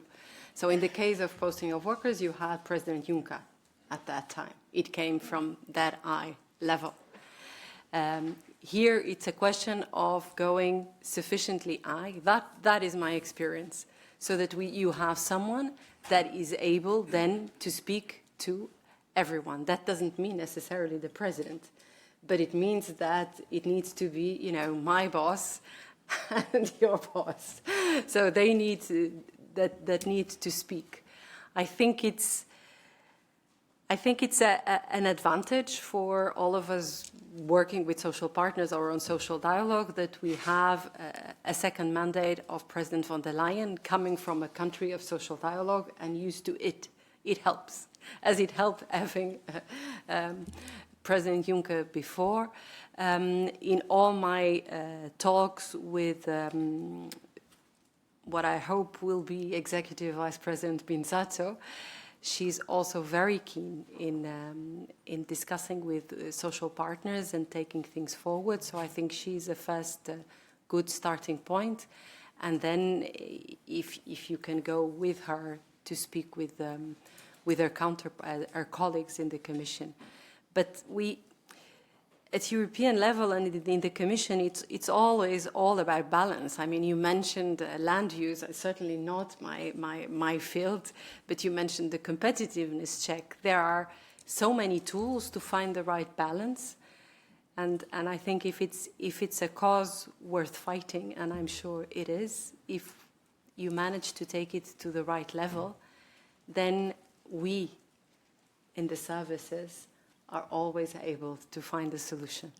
Yeah, but you need to, you know, this is the starting point. You said it, right? So it needs to be at that level, I would say. Thank you. Thank you very much. And I said one small question for you, Joseph.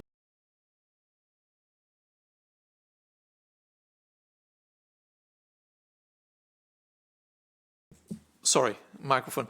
I repeat the question. So we were talking about the difficulties that companies are confronted with in finding workers, not just even with the right profile or competences or skills, just workers on the European market. So how should we address this issue in order to be able to answer all the challenges that we mentioned in the previous panel, for example?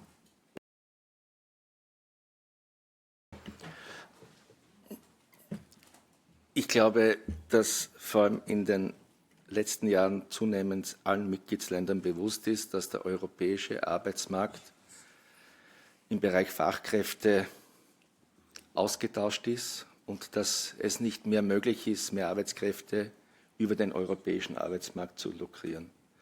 Das macht es natürlich umso herausfordernder, was tun wir dagegen. Und das eine sind schon Initiativen, die erst mittelfristig greifen werden, nämlich mehr auszubilden, auch mehr Frauen in bautechnische Berufe zu bringen. Hier gibt es Initiativen.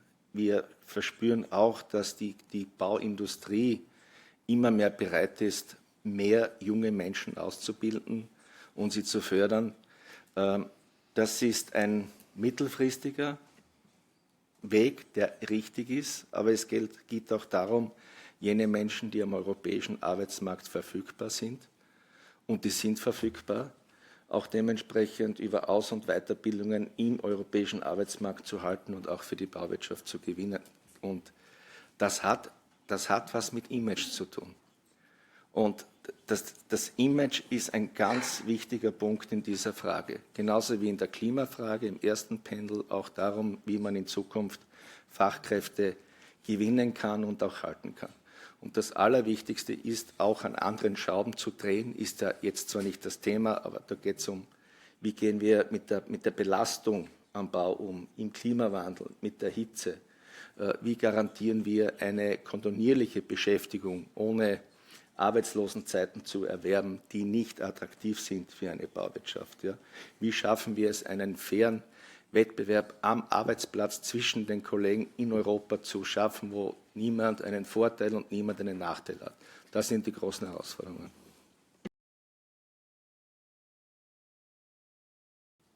Thank you. I had one question from Martin Böhmer on my left. Please, Martin. Yeah, thank you, Domenico. I'm an EESC member and also representing the German engineers in construction, and that's why I wanted to not ask a question, but to support Mr. Mochic's position when it comes to thinking about the rules of public procurement in Europe. I think that is one of the major problems we have when we are talking about unfair competition. Speaking as also a lobbyist for engineers in construction, I can tell you that the practice to give the contract to the cheapest bidder always and not to think about quality and working conditions, for example, that is one of the major problems we have, and that is something that also destroys the structure of small and medium-sized enterprises and all these aspects. So just this small comment to support you. Thanks. Thank you very much, Martin. And I have also Robert, and then two other questions here. Oh, Robert, please. Thank you, Domenico. I'm a former social partner in the building industry and a member of this house, the EESC. My point and my question, a question similar to Domenico's. We have a twofold problem of available skilled labor in our countries, a problem of brain drain of skills and talents in some countries, and a problem of lack of interest for manual skills in the other countries, and not only in the construction, for world society, for world economy. But as we know, the building industry is a strategic industry as part of the green and digital transition. A key point, in my view, is the upgrading and improvement of technical and vocational education in our countries. Another issue is how to restore young people's interest in manual skills in our societies. Thank you for your opinion, and maybe for one of other good practice to be exchanged between our countries. Thank you. I suggest that we take the other two questions and then we let the panelists answer. So please. Thank you. I will switch to German. damit der Herr Muchic nicht der Einzige ist, der Deutsch redet. Ich habe von Muchic, aber auch von der Kommission gehört, Fachkräftemangel. Und attraktiver machen des Berufes, ja, das gilt aber nicht für die Bauwirtschaft allein. Ich komme von den freien Berufen, zu denen Ingenieure, Architekten, Ärzte und so weiter gehören. Überall das gleiche Problem. Ich glaube nicht, dass die Attraktivierung eines Berufsstandes das Problem lösen wird. Wir müssen darüber nachdenken, wo wir die arbeitenden Menschen in der Zukunft herbekommen werden. Da gehört sicher dazu, was Sie gesagt haben, dass es nicht über den Import von Billigstarbeitskräften gehen wird, aber über den Import werden wir wohl reden müssen, weil sonst wird niemand mehr da sein, der die Arbeit macht. Und da würde ich gern noch von Ihnen dazu hören, wie Sie das sehen. Thank you. I don't remember if it was Guido who wanted to ask. Yes, please, Guido. Yeah. So I'm a delegate in the CCMI. I'm representing the trade unions, but the industrial trade union, so I'm not familiar with the construction sector. So I have a question for clarification, because both of you, Domenico and Joseph, you have been talking about third country workers entering the European labour market. So how do I have to understand this? Is this workers from outside the European Union entering? Is their number increasing? Are there Chinese contractors active on the European labour market? So this is to clarify this a bit. And this leads apparently to unfair competition then, in this case. They do not respect European rules. Thank you. Just to give a short, brief answer to your last question, indeed, we see an increasing number of third countries, so from outside EU companies, but also workers entering the EU market. And we will send you, we've just finalized a study at our social dialogue level on this aspect in construction, so we can send you the study and the outcome, but it's, yes, indeed, it's related to companies and workers from outside the EU entering the many countries, but Chinese we see, Turkish companies and others as well. Yeah. So I would like to, maybe Joseph and Maria-Luisa maybe to try to answer the questions. Then we have one last question then from a colleague from EBC. I don't know if you want to start, Maria-Luisa, maybe, or... I can. I'm not sure there were many questions for me, but I can try. On vocational educational training, you didn't ask me a question. You asked for best practices, but we agree. And one of the tasks that President von der Leyen gave to the new Commissioner for Social Issues is indeed to do a strategy for a vocational educational training, because we really see the need to make it more attractive. It's a word we used a lot here, but there's really a need to show that it can be a way to get a good quality job and a good career. On labour shortages and what is the answer, there's no single answer, as all of us know here.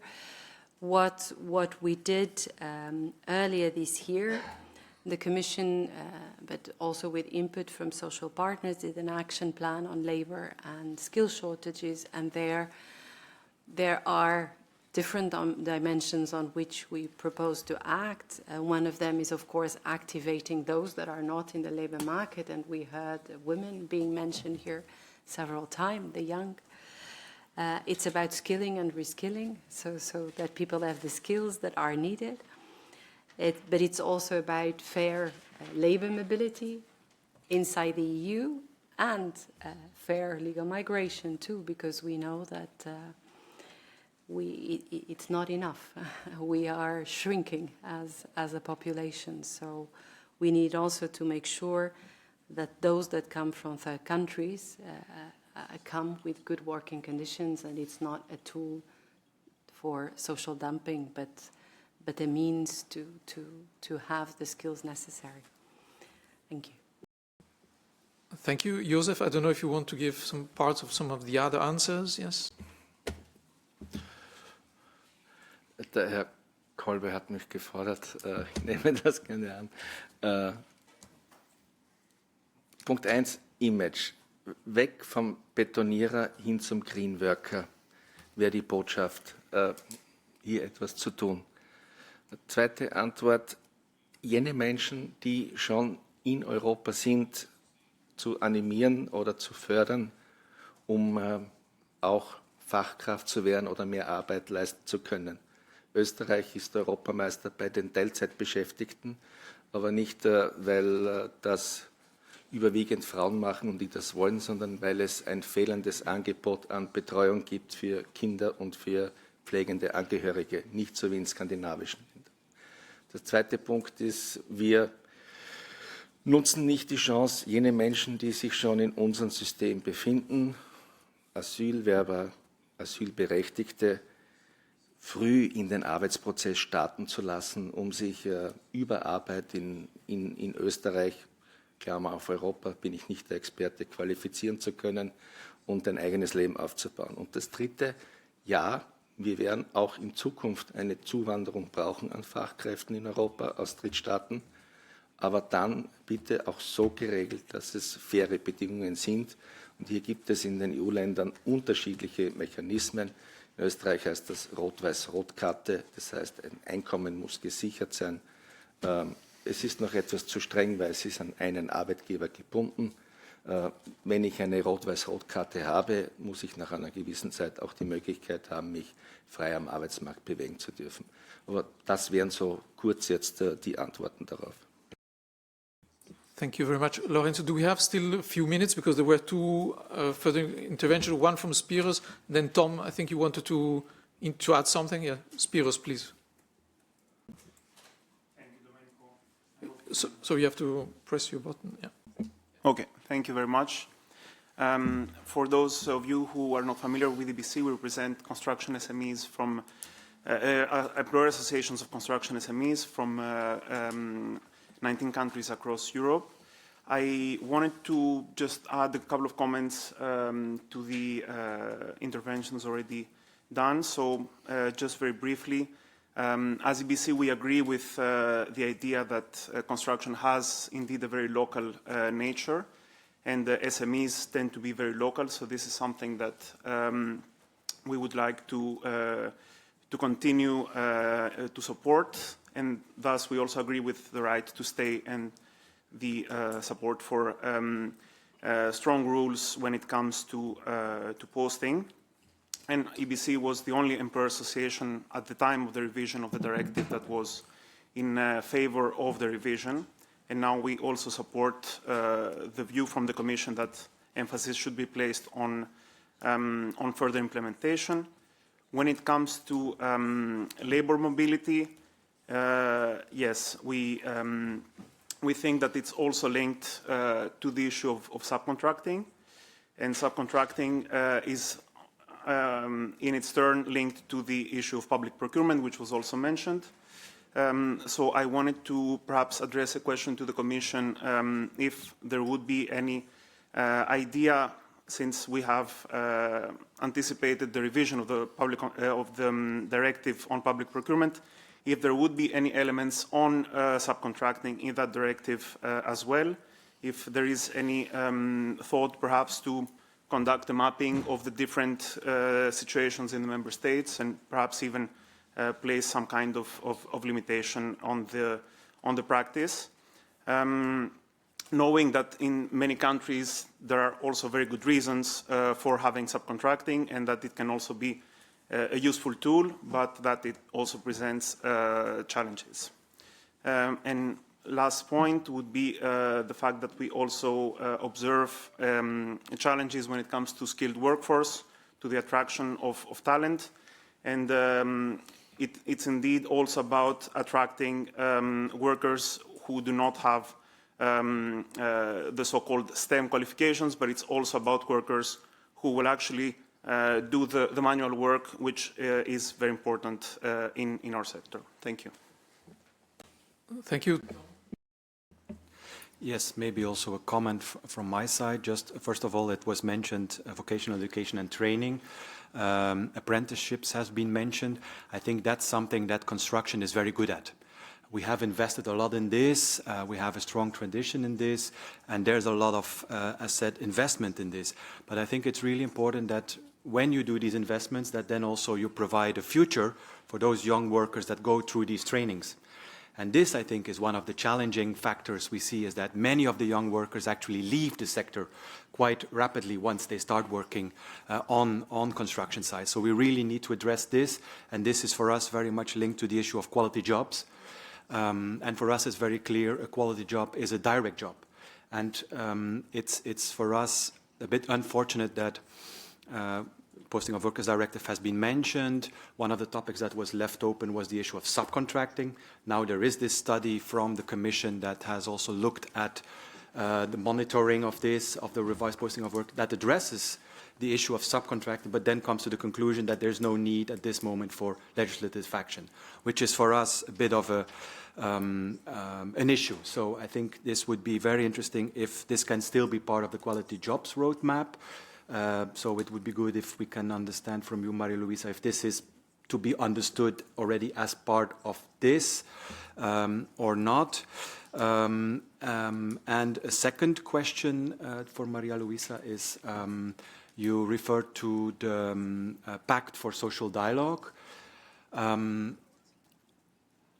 How to put this? Sectoral social dialogue can be quite different and has a very different dynamic than a cross-sectoral social dialogue. How will our specific, pragmatic, sector-focused views be taken into account into this? Or will there also be maybe a pact for the sectoral social dialogue? So, yeah, where will our sectors be present in this discussion? Thank you. Maybe I start with the pact. So it's not an easy answer, because you know that social partners are autonomous, and so you decide who sits on the table with us. So for us, if it's cross-sectoral or it has sectors, and you know that there's an issue on the employer side that doesn't exist on the trade union side. So it's a tricky question that I ask often to my counterparts in the social partners. How can we do better than Val-Duchesse in terms of sectors' involvement? But I don't have the answer, because it doesn't depend on me. I'm not the one deciding who sits on the table. But I'll continue asking.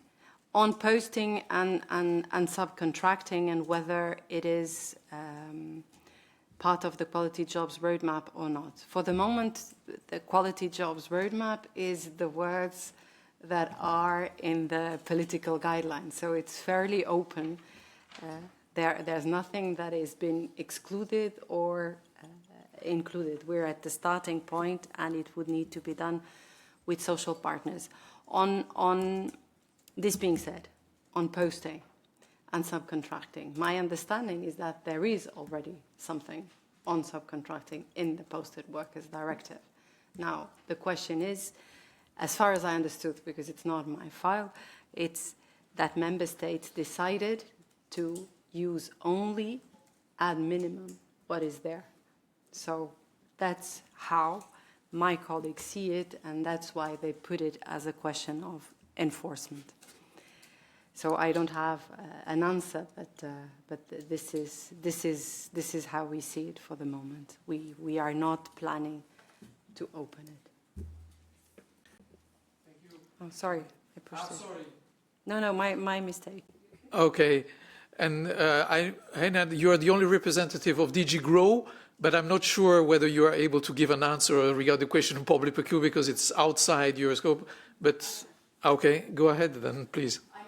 I can't give an answer, and neither can you, I guess. I think all we can say is we know that it's going to be open. And then when it's open, the Commission works in a way that all concerned services are able to give an opinion. And so for sure, DG Employment will be at that table and will be looking at the social dimension of public procurement. Then how it will come out in the end, and it's another thing. But for sure, this is something that has been called many, many times, and so we will be looking at it. There was one last request for question from Peter. Is it okay still? Please, Peter. Thank you, Mr. President. So protecting, my name is Peter Olajos. I'm a CCMI member and representing a third group. So protecting the fair working condition is essential for the civil societies. And of course, this is a marathon, but to win the marathon is need a strategy. And my question is to the Commission that what strategies can be implemented to prevent the unfair competition and unethical practice that undermine the workers' rights and industrial standards? Do we have this strategy or not?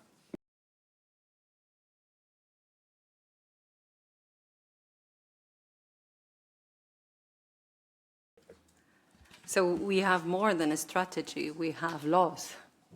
It's many laws. Too many, if you ask some people on this side of the table, too few if you ask others. So that's where we are. We're very proud of the laws that we have to allow that working conditions in Europe need to abide to a minimum set of rules.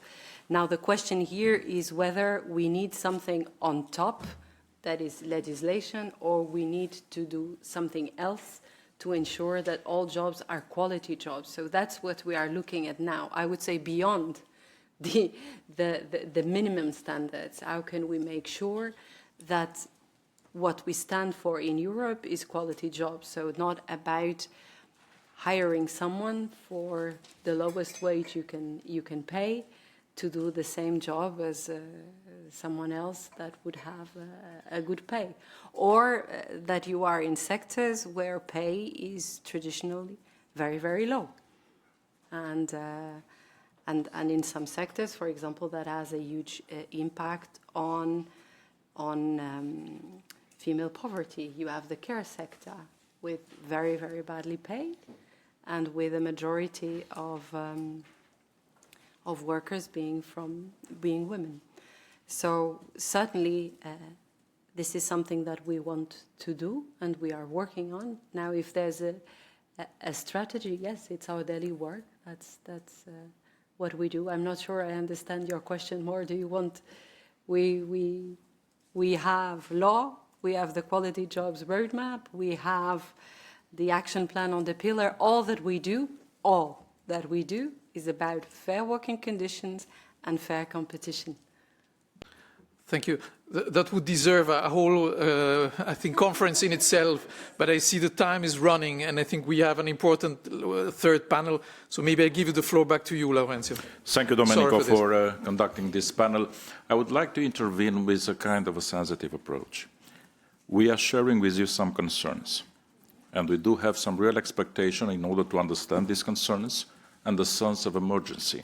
We are speaking about pieces of legislations which have been generated when the economic and social context was very much different than the one we are living today and tomorrow.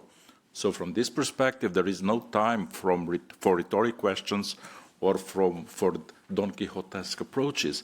We do not have the time to approach this because the economical payment for this will be too high and the companies will not have the capacity, the resilience to bear it. So it's just an appeal from my side to have, let's say, an open ear for the requests from the construction social partners. And if the social partners are putting a problem on the Commission desk, that means it is a real problem and we need to face it wisely, effectively, and also with a sense of emergency. Thank you so much. We are triggering now the third panel. I have the pleasure to invite our 10th President, Ms. Bajba Miltovića, to conduct the European Strategy for Housing. And I hope it will also accommodate your timing. Maybe we shall make some updates in order to have you in this panel also. Thank you so much. Bajba, please. Thank you so much, Laurentio, and I would like to also express my congratulations, because I think that construction, housing, building, this is the right time for this kind of topics. Nevertheless, as I mentioned in the committee, we were working on these topics already last 4 years, thanks to Commission referrals and also presidencies that already kindly offered us also the space and time for sharing civil society concerns about these sectors. So the third panel, European Strategy for Housing, and my name is Bajba Miltovica. I represent section that is responsible for transport, energy and infrastructure, very technical section, but also dealing with the housing. And now, of course, I think I can share that our President, Oliver Robke, also worked a lot on this topic, and we were also circulating these concerns to the EU political agenda. I also would like to say that at the moment in our agenda we work very heavily on the social and affordable housing opinion. There's also our rapporteur, co-rapporteur Rudolf Kolbe with us, and also other study group members. We also work for the presidency events dedicated to the timber construction and the new European Bauhaus, before also on the energy efficiency of buildings and a renovation wave strategy, and also follow the housing ministerial conferences in Nice during the presidency of France, and also Liège, the last one, presidency of Belgium, presidency invitation for the ministerial conference. So we will continue to do so, and it would never be possible without cooperating and working together with our stakeholders. And I see also one of our very good stakeholders here is Housing Europe, also European Federation of Building Workers and Woodworkers Building, and also Youth for Water and Climate Program participants. I would like to slightly change the order, because one of our participants, Nina Kautzmann, needs to really leave for the flight. So therefore, we would start with you, Nina. And Nina, I would like to say that you're president of the European Federation of Buildings and Woodworkers, and you represent Finnish trade union Rakennusliitto. I hope I pronounce it somehow correctly. And you were elected as the president in 2023, making a significant step towards increased female representation in the sector. So Nina, I give floor to you. Thank you so much. It's really a pleasure to...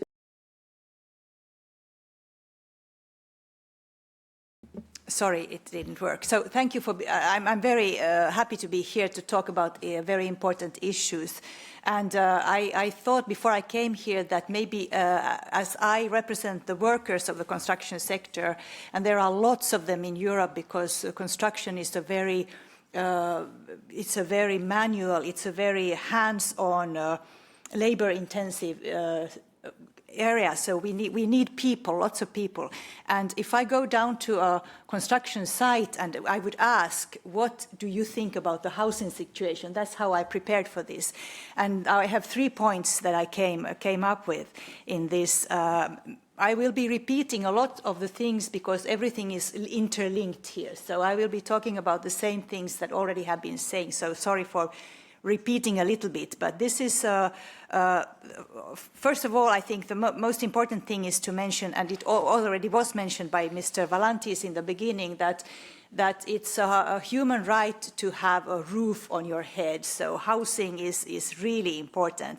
And we have a need for a wake-up call in Europe.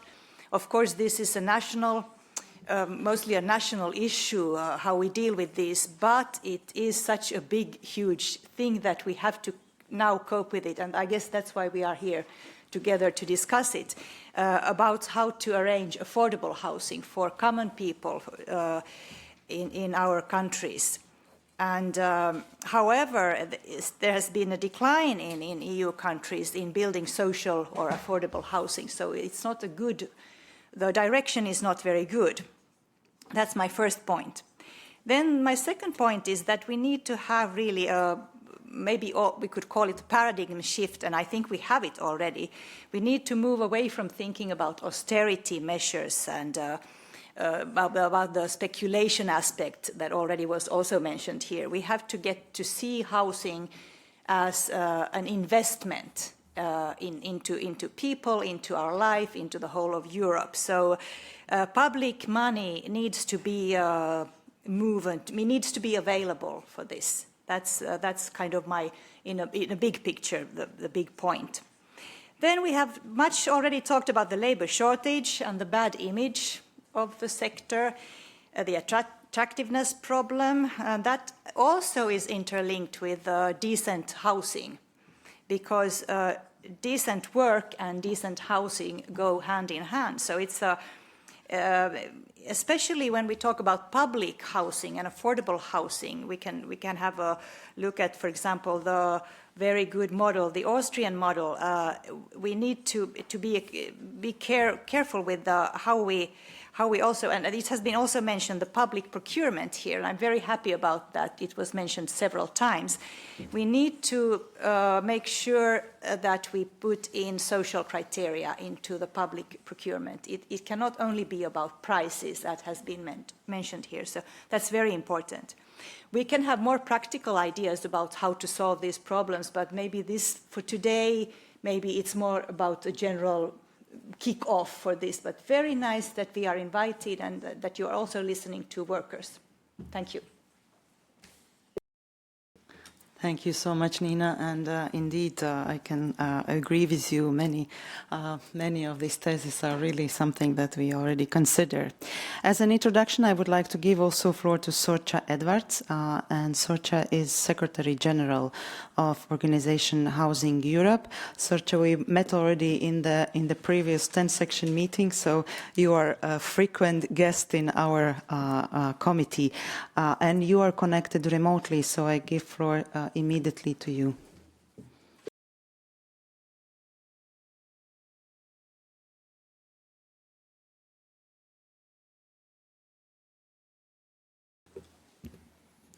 Ms. Edwards, please press the speak button in order to intervene. Okay. Fine? Yes. Thank you. Thank you very much. So I've been able to follow quite a bit of the discussion, and I would like to apologize for not being there in person, but thank you very much for the opportunity to just intervene and add a little bit from our perspective into the discussion. So the last speaker spoke eloquently about the need to change in paradigm.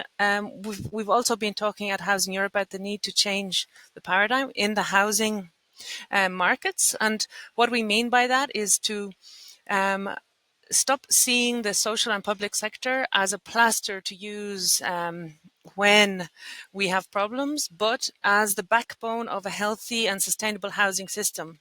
So when we talk about social and affordable housing in Europe, we have systems that have been in place for and stood the test of time. There are sectors that deliver quality, affordable homes and reinvest any profit that is made in the sector. So we have already quite an extensive responsible housing sector in Europe, providing 43,000 local organizations providing housing on a non-for-profit and public basis, part of a public mission. So I just wanted to make 3 points today. And since the last time we spoke, obviously we've seen more developments in terms of what the next Commission could put on the table when it comes to the affordable housing plan. And I just wanted to make 3 points in connection to that. So first of all, we need to support public housing, public interest delivery, and not PPPs. So we need to reinforce the existing models, and where those models don't exist, so in some member states they've completely abandoned public housing policy, we need to build up those models based on the models that actually work. So sustainable models that reinvest in society and not simply serve to extract profit. This is why we are tracking the work and working together with the European Investment Bank. We will hold a as part of our responsible housing finance working group, we will hold next to the European Investment Bank in Milan on the 17th and 18th of November, a session to see how we can make sure the pan-European investment platform is not sidetracked to support so-called PPPs in housing, so-called quick solutions that are presented by the for-profit sector, but actually reinforce more sustainable models that invest in society. So this is a very important work, and I think the position being prepared by the 10 committee will add vital content and evidence to this argument. Second point I wanted to make. So the fight against the climate change and the housing crisis must be not be simultaneous, but must be happening at the same time. So we cannot first address the climate crisis and then the housing crisis. This has to be done simultaneously. And for this, we need to reinforce local skills. So within municipalities, within building up housing providers. So we're going to, as you know, have the first ever commissioner, Dan Jorgensen, Commissioner for Energy. But what we don't want to see is the risk that energy is cancelling out housing or overshadowing the housing dimension of his mission. Will the necessities of energy efficiency, technological innovation actually overshadow the need to deliver better and more quality housing? So we are working with DG Grow on the Affordable Housing Initiative to show how we can actually tackle those two tasks simultaneously. So from a district level, how can we deliver homes that are affordable, deliver renovation that maintains affordability, and deliver, as we see more and more crucially, deliver climate resilient neighborhoods, to deliver a fair energy transition.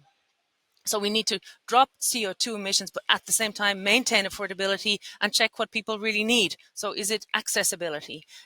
Are lifts a vital part of any sustainable regeneration process or district renovation process? So we are working with DG Grow in the Affordable Housing Initiative, the second phase beginning just today. I just came from the kickoff meeting.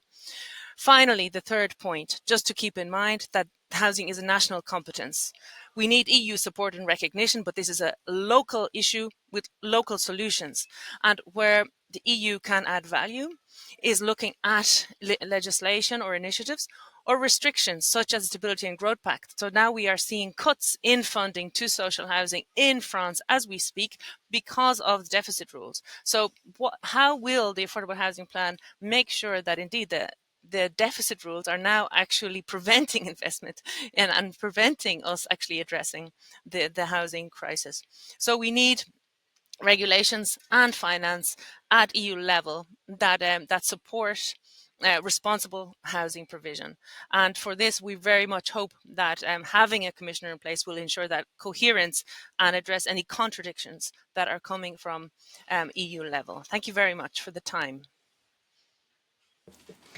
Thank you, Sorcha, so much for bringing up the most important, I guess there are more, but the most important concerns from the Housing Europe perspective. And as a third speaker in our panel, I would like to introduce Anna Mirko. Anna Mirko is field engineer at Hilti, hydraulic engineer with a degree from the Budapest University of Technology and Economics, and she's also a participant of Youth for Water and Climate program. Anna, I give floor to you. You're connected remotely. Good afternoon for everyone. Thank you for inviting me to this important discussion. The water is a valuable resource, and how we are handling it in our buildings, it has a huge impact on our environment. In the housing sector, improving the water management can help to reduce the operating cost and lower the environmental impact of the buildings. By using the water wisely, we can make buildings more sustainable, comfortable, and affordable. As an individuals, we can make a choice, like using the water efficient appliances in our home. But I believe we can do much more. This goes beyond personal actions. We need a broader approach that aligns with the EU Blue Deal focus on sustainable water management. My generation wants to make a real impact, to create solutions between both people and the environment. I believe EU Blue Deal can help us towards housing that both sustainable and accessible.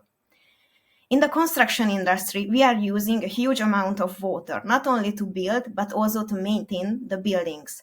Sadly, many companies either overlook the environmental impacts or pretend to care. As a hydraulic engineer, I can see that some technical solution, but the problem requires more than just technical fixes. Meaningful change needs strong regulation and support from policymakers, which is the only way to drive the whole industry towards the greener practices. On the local level, we can build greener houses by incorporating the rainwater harvesting system and grey water reuse. We can design roofs, green roofs that not only cool buildings, but also use grey water to sustain themselves. This solution can help to reduce the water consumption and make our buildings more climate resilient. On a larger scale, we need to rethink the relation between the nature and the built environment. As a hydraulic engineer, I can see the cities as a catchment where the rainwater should be managed effectively. To do this, we need blue and green infrastructure in our urban areas. This approach integrates natural water management into city planning, making urban spaces more livable, resilient to the climate change. In the construction industry, I wish to add more standards like BREEAM and LEED certifications that requires more water efficient and sustainable practices on a larger scale. By implementing this type of standards across the EU can save more water not only locally, also in a larger scale. However, to achieve this, we need more policy support to help to change the industry and truly minimize the water consumption. The most important, I think, we need collaboration across the sectors. Solving these challenges is not something that one industry or one country can do it alone. We need to work together, policymakers, engineers, builders, and communities to create a real change. Thank you so much. Thank you so much, Anna. And if Nina have time, I can ask one question for you, Nina, about how can social partners support EU institutions and the member states to address the existing challenges regarding the delivery of new sustainable housing?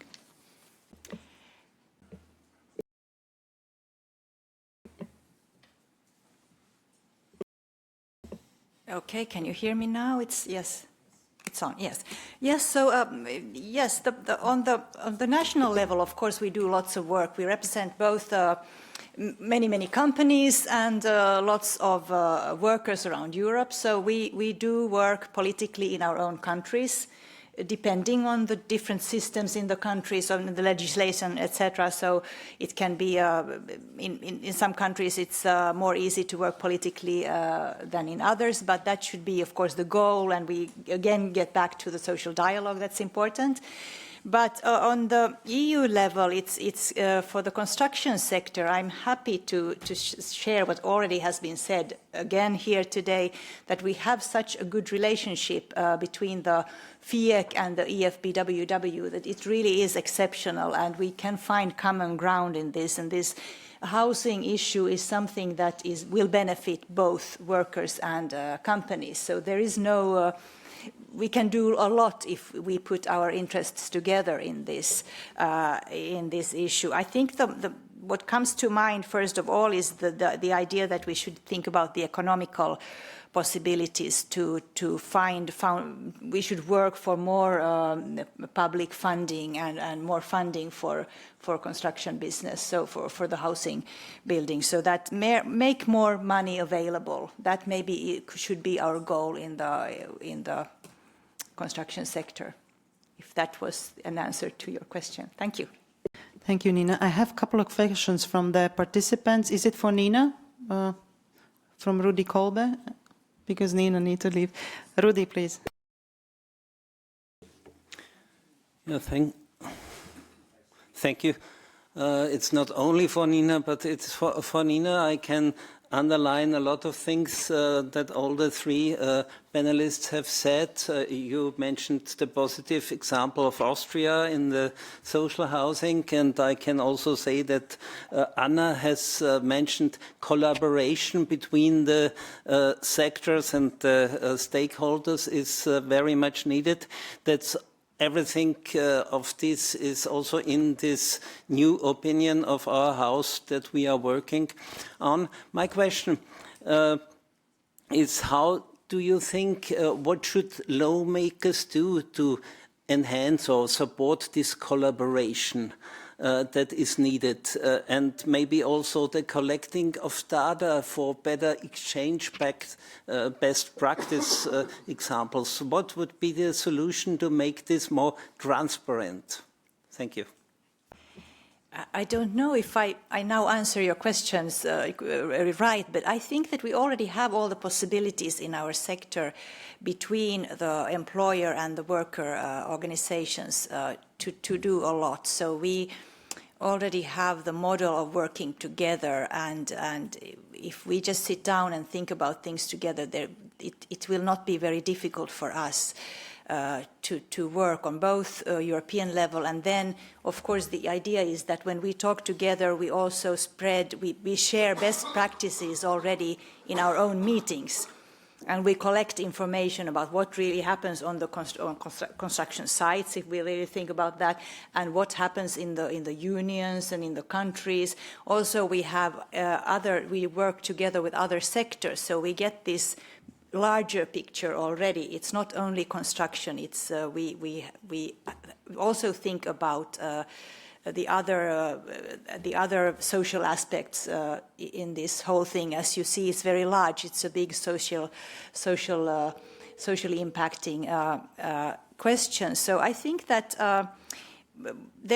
we need to sit down and form an opinion or form kind of goals together, like we are doing now already. I think this is a very good beginning. So we could put housing really on the agenda. As Tom already, as our General Secretary was mentioning, we haven't been so much discussing this in the housing question directly. So it's very good. We can start now. So I see really no problems. Thank you so much, Nina. I hope you answer to the Rudi Kolbe, and yes. I would like to also ask question to Sorcha Edwards. I hope you can hear us. You are connected. Yes, you are connected. So what is the perspective of Housing Europe on how to deliver affordable housing and at the same time implementing sustainable practices in the line with EU climate goal? So, Sorcha, can you give a reply?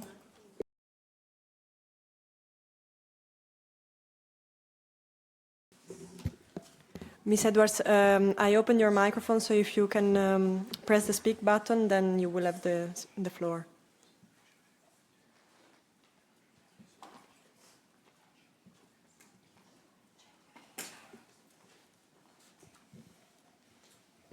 Ms. Edwards, can you hear us? No.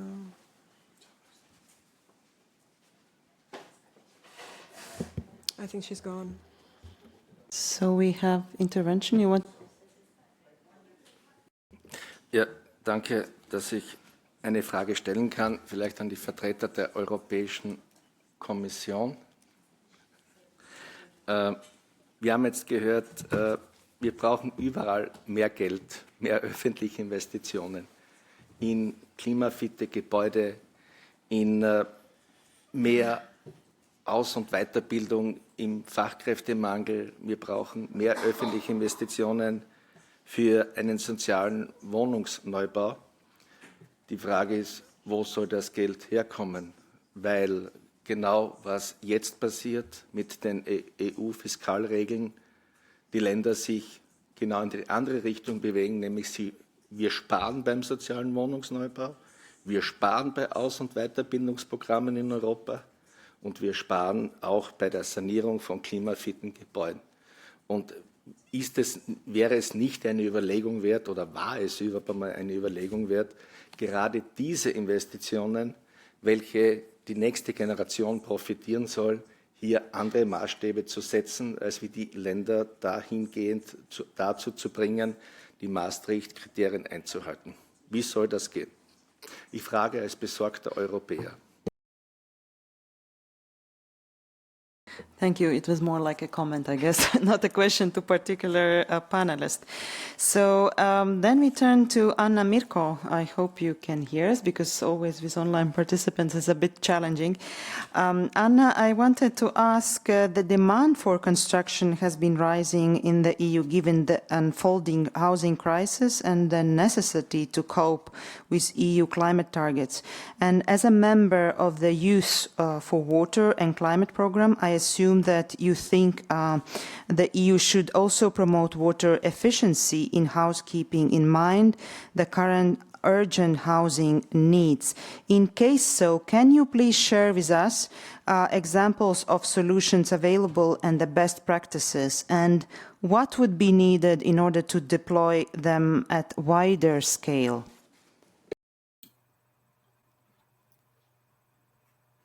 I hope so. You can hear me. I didn't catch the end of the question because it's already changed and switched to my mic. So sorry. I just catch the beginning. Yes, the water efficiency is really important in the housing, and what we can do. What I mentioned in the discussion: more efficient household appliances, greener houses, but we need regulations for that, because based on my experience, we are not doing anything in a construction industry if we don't have an exact regulation and how we can do it. And also we can make rainwater harvesting system, grey water reuse, and what I mentioned previously, also the water retention in the buildings and in the cities. And so sorry, I didn't catch the end of the question. I was asking about practicalities, solutions available or best practices that you can name. One time, sorry, because I cannot hear you when I am talking, and when you are talking,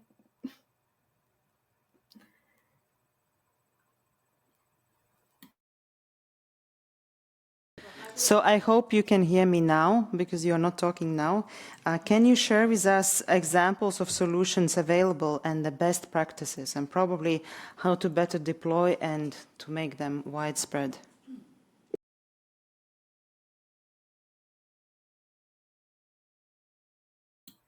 sorry, I still didn't heard anything. I don't know, there's some trouble with the communication because it's throughout online, so sorry.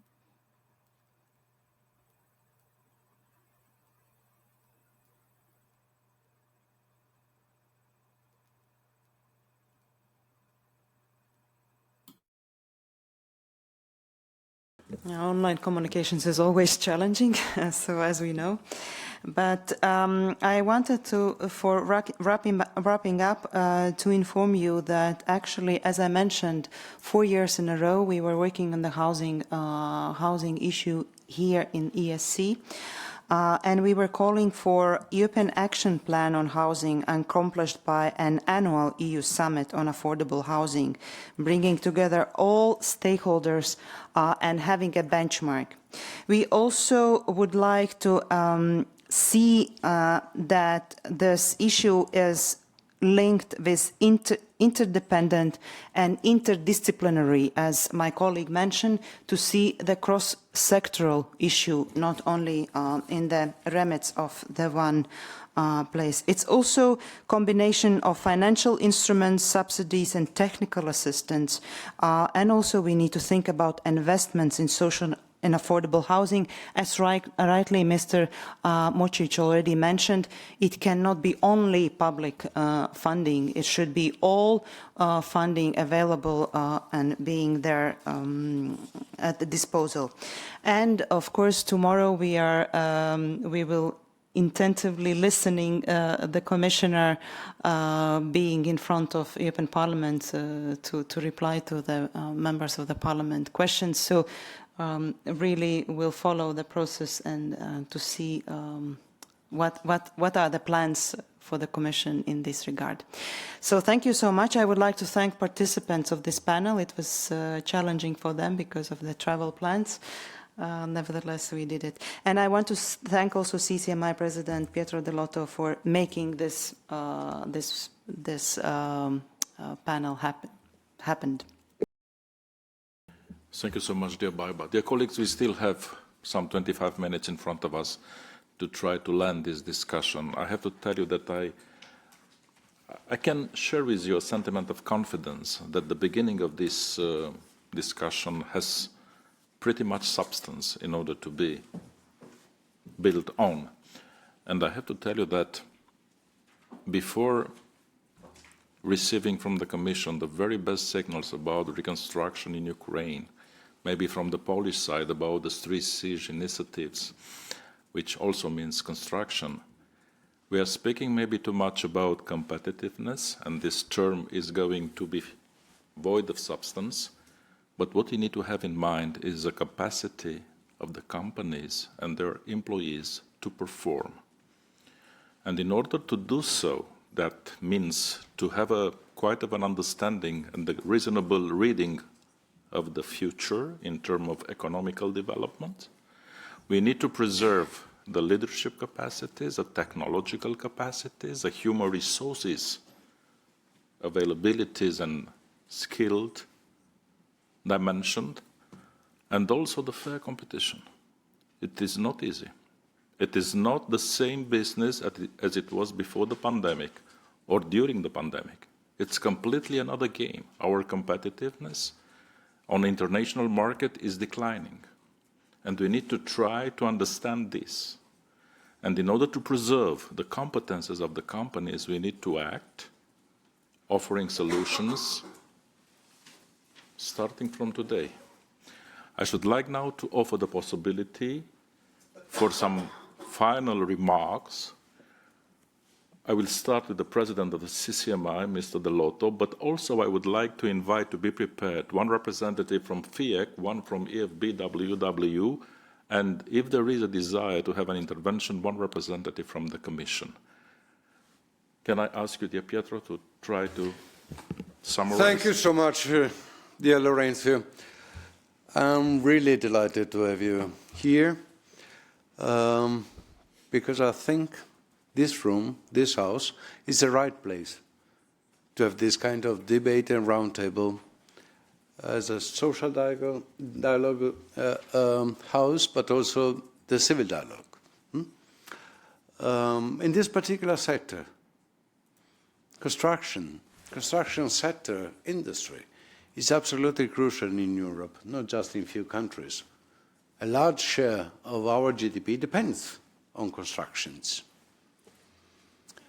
As President of the CCMI, the Consultative Commission on Industrial Change, I could say that is a clear example how all the challenges we are facing, not just digital, but environmental, energy transition, and I would say also the water transition, is crucial also for construction sectors. But this debate, this kick-off event, is crucial also to appreciate how different are the positions coming from different countries. Countries that has one key point, land consumption and use of land. Other countries that has absolutely the necessity to maintain the existing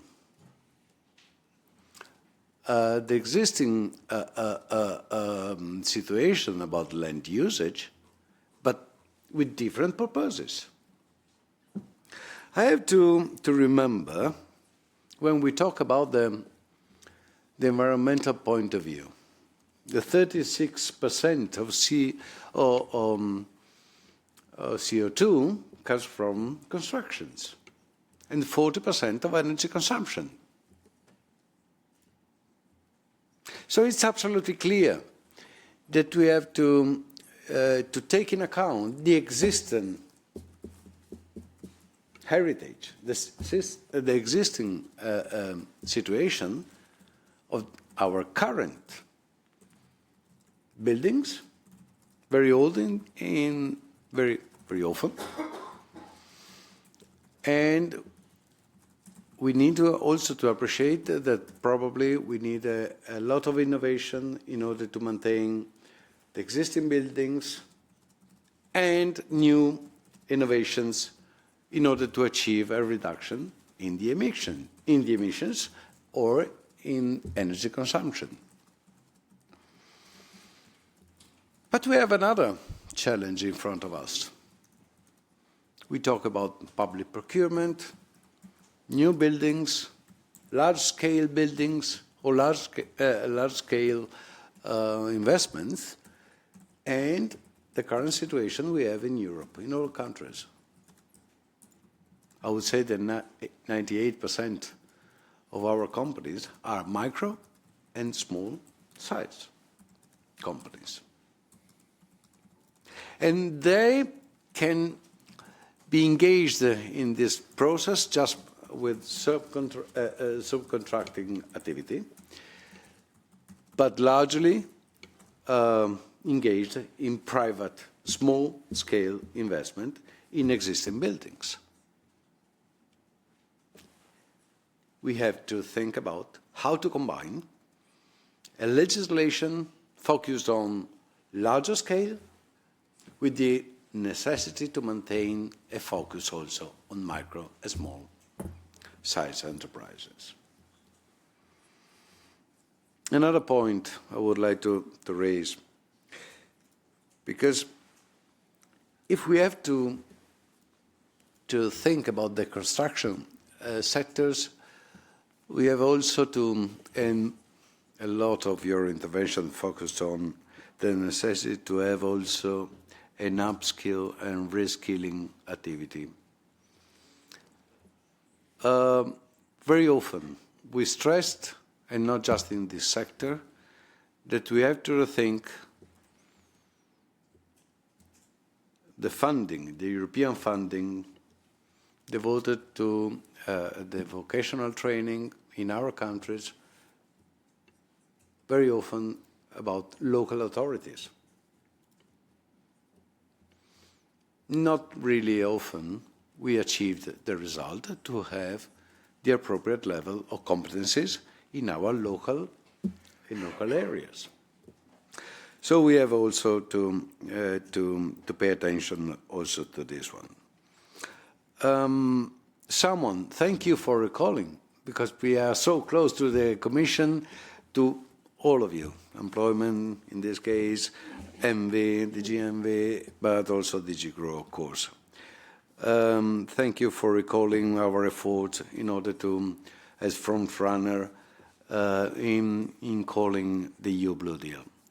The water policy, a standalone policy, but I'm used to say that we really appreciate all the efforts made by the Commission on the quality of water. But now we have to face another challenge, the quantity dimension of water. And not just for drought or for the scarcity of water. What's happened in Spain, the horrible images we have seen, demonstrated that we need to have a policy for the water management as such. And when we talk about construction, again, and I conclude, we have to pay attention also not at the sector as such, but also the urban and land planning, infrastructure, in urban areas and outside, in rural territories.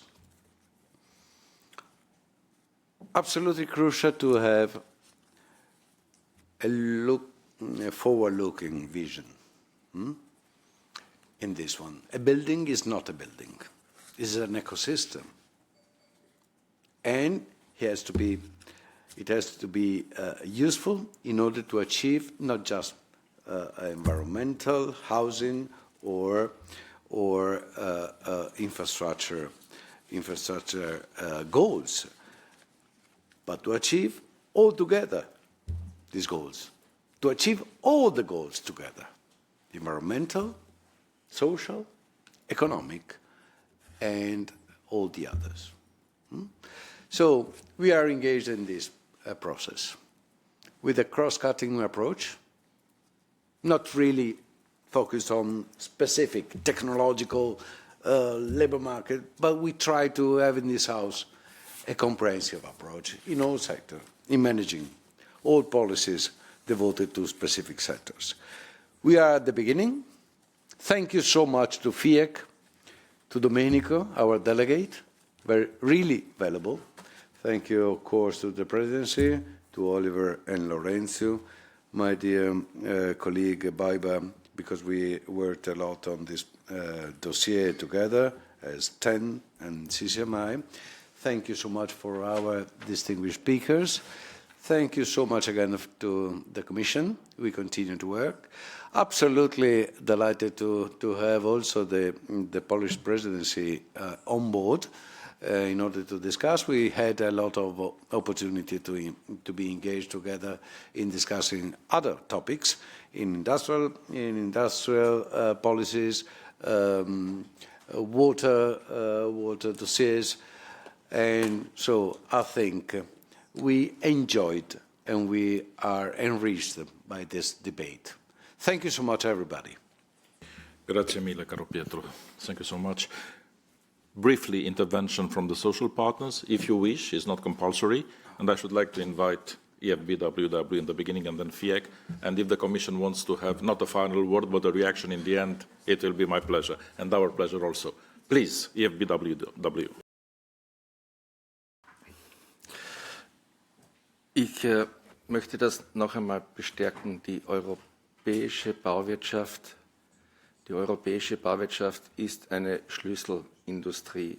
Die europäische Bauwirtschaft ist der Schlüssel zu Wirtschaftswachstum in Europa, und es liegt an den Maßnahmen und Regeln, wie wir hier welche verändern und schaffen können, damit die europäische Bauwirtschaft auch ein wichtiger Beitrag wird im Klimawandel bzw.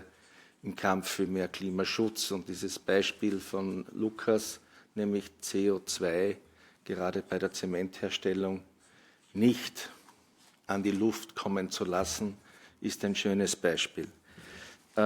Ich möchte aber auch diese Anregung aufnehmen und die Erkenntnis mitnehmen und noch einmal verstärken. Wir haben in der Vergangenheit in Europa wichtige Gesetze geschaffen, Richtlinien sind auch in Kraft getreten und sind geschaffen worden, die zum damaligen Zeitpunkt, wo sie geschaffen wurden, als richtig und wichtig bewertet wurden. Aber die Zeit hat sich geändert und der Herr Vizepräsident hat es sehr stark auf den Punkt gebracht. Recht herzlichen Dank dafür. Regeln von damals, Europa mit den 4 Freiheiten und eine der Freiheiten der Dienstnehmerfreizügigkeit, einen europäischen Arbeitsmarkt zu ermöglichen, wo Europäer dazu Möglichkeiten haben, in ihrem Europa arbeiten zu dürfen, ohne große bürokratische Hürden, ist der richtige Ansatz. Zum damaligen Zeitpunkt hat es aber auch das klare Verständnis gegeben bei Arbeitskräfteüberlassern, bei Entsendungen, dass bei Auftragsspitzen das natürlich auch genutzt werden soll. Von dem sind wir weit weg. Es ist leider zu einem Geschäftsmodell gekommen, mit billigen Arbeitskräften aus Drittstaaten hier Lohn- und Sozialdumping zu betreiben, Steuerbetrug zu betreiben. Und das schadet gerade den kleinen und mittleren Unternehmen und nicht den anderen, die davon profitieren. Und deswegen würde ich es wirklich begrüßen, wenn wir diese Diskussion weiterhin im Fokus behalten, wenn wir hier weiterhin die Gespräche fortsetzen, um alles zu versuchen, hier an den gut gemeinten Gesetzen und Richtlinien auch etwas zu verändern und zu verbessern und der Zeit anzupassen. Danke für die Einladung. Dankeschön. I would like to invite Mr. Campogrande now, please. Domenico. Thank you very much. And two very brief messages from our side. The first one that I would like to point out, as our President mentioned, I think we need to have legislation, a legislative framework which is not only nice on paper, but which works in practice. And for this, we need indeed a close cooperation between the Commission, the co-legislator at European level, Economic and Social Committee, and the social partners. I think this is really important. Only with this cooperation we are able to have an efficient legislation. It's true for the legislative making process, but for the implementation as well. So first message is really to continue, as we have had so far, a good cooperation between the EU institutions and the industry, in particular the social partners. The second message, I think it was also mentioned, we are a very important sector in terms of number of companies, in terms of number of workers, in terms of weight in the GDP. We heard that, and also as a solution for achieving the main objectives of the Green Deal. However, when we look at and we compare ourselves to other sectors in terms of political weight, I mean in Brussels, we are still a bit below other industries. So we need to make an effort from our side.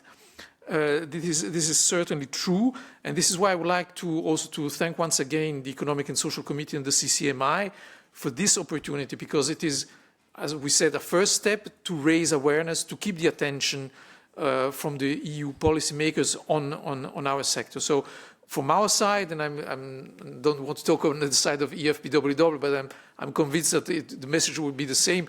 We are willing to continue, and we are committed to cooperate at our level, but also with you, all the representatives here from the EU institutions, for continuing in this direction. Grazie mille, Domenico.